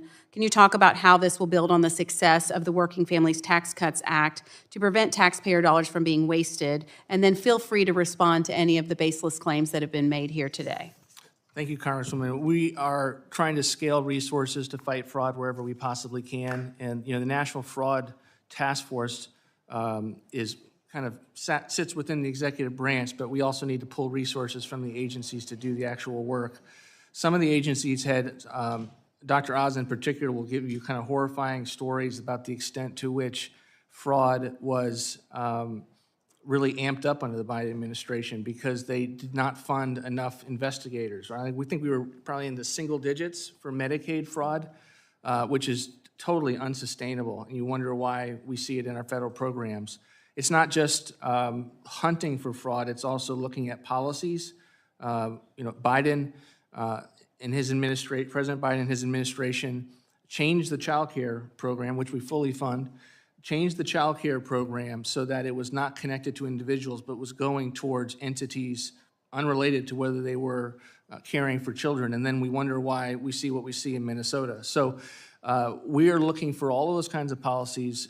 We're going to be very surgical where we ask for investments. This is an example of one. But this administration is very, very committed to going after fraud because we think it shreds the fabric of the expectation that the American people have with their government. Well, thank you for your attention to that. It's very important as we're spending money that we're borrowing from the future that we are trying to do that as responsibly as possible and also spending the curve of our future deficit spending in the right direction. You guys are certainly attentive to that and to our concerns with that. I appreciate you very much. Is there anything else you'd like to add in response to any of the claims that were made today? No, thank you, though. Thank you so much. I yield back. Thank you, Ms. Houchin. Now recognize Ms. Kaptur for 5 minutes. Thank you. Thank you very much, Mr. Chairman. Director Vought, you've had quite a day here. I welcome you before this committee, a serious committee. And I would just communicate that I believe that the billionaires in our country are doing extremely well. They're thriving. And you get to meet a lot more of them than I do. I don't represent them really.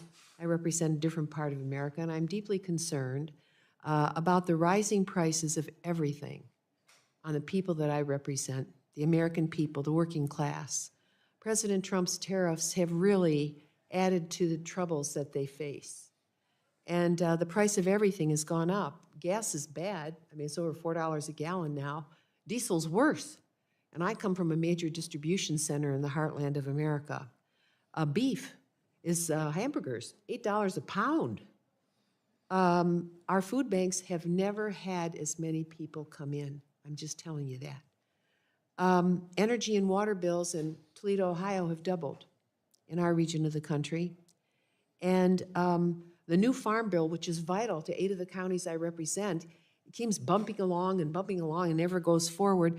And then the president gave $40 billion to Argentina, which put a dagger through the heart of the cattlemen I represent.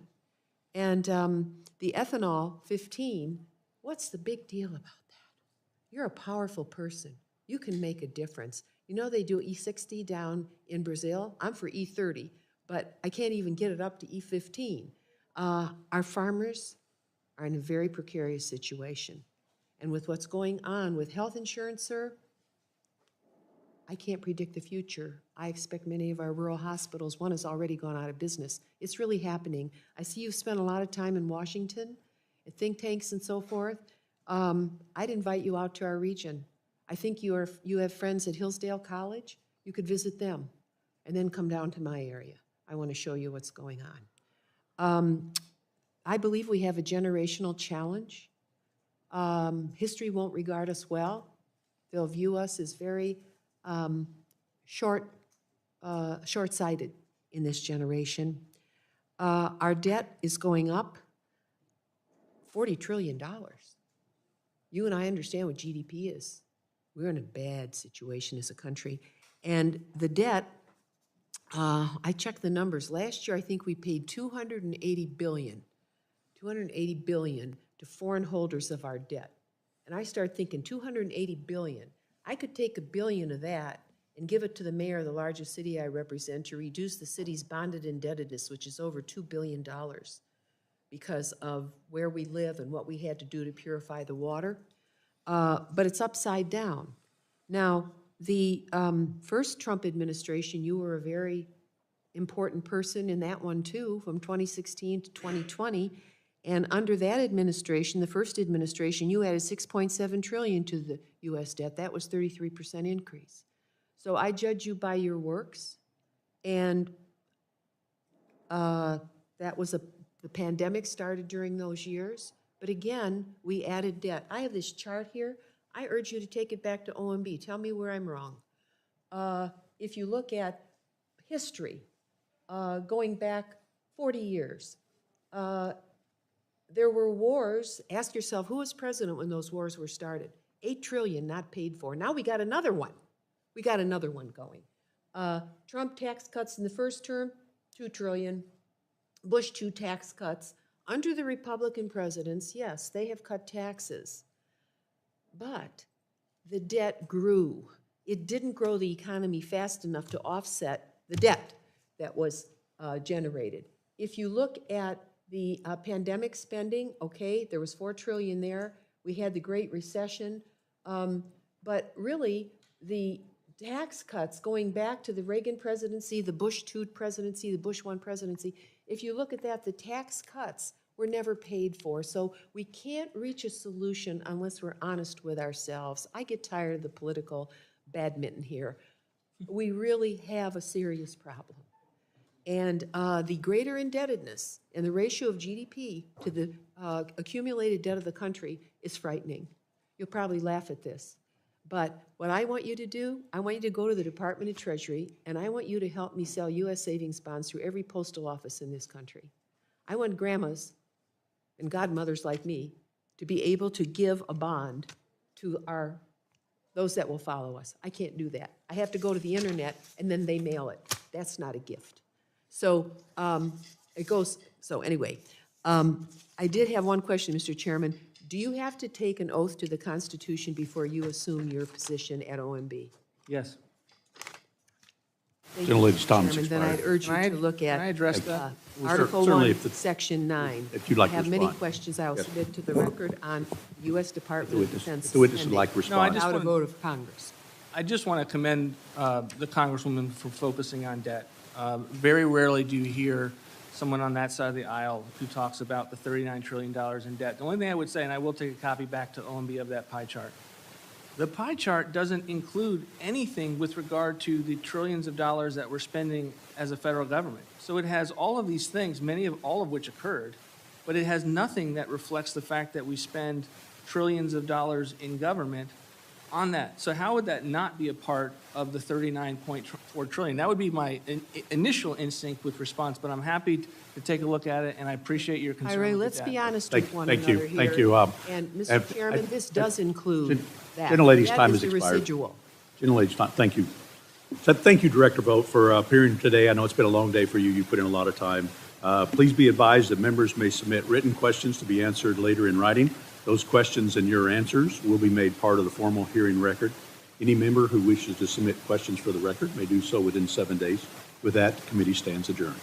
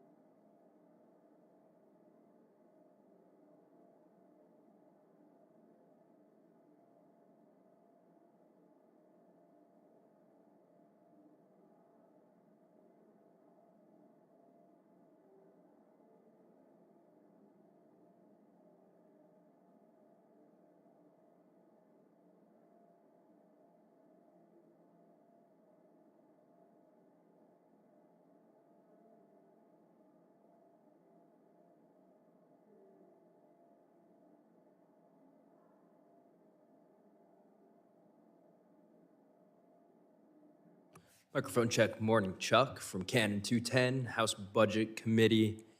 Microphone check, 1, 2, 3, 4, 5, 6, 7.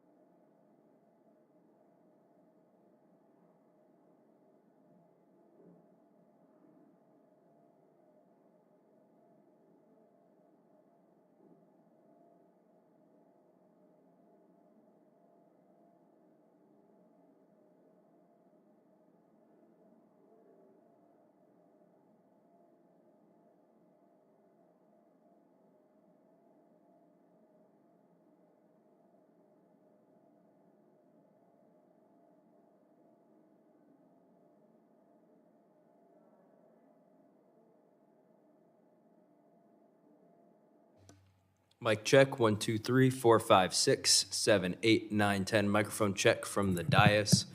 Mic check, 1, 2, 3, 4, 5.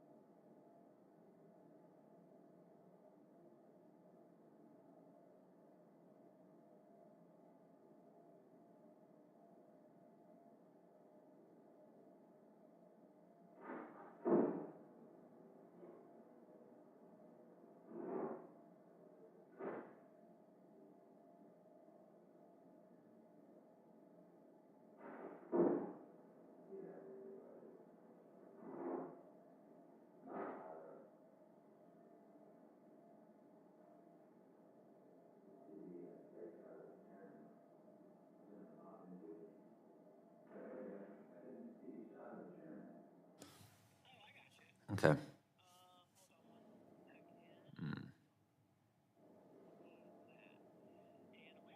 Okay. Hello. Okay. Closed captioning test for budget Wednesday, the 14th. All right, and we're good for a good closed captioning check. The day's the 15th, it's tax day, that's right. Yesterday's, the late John Day.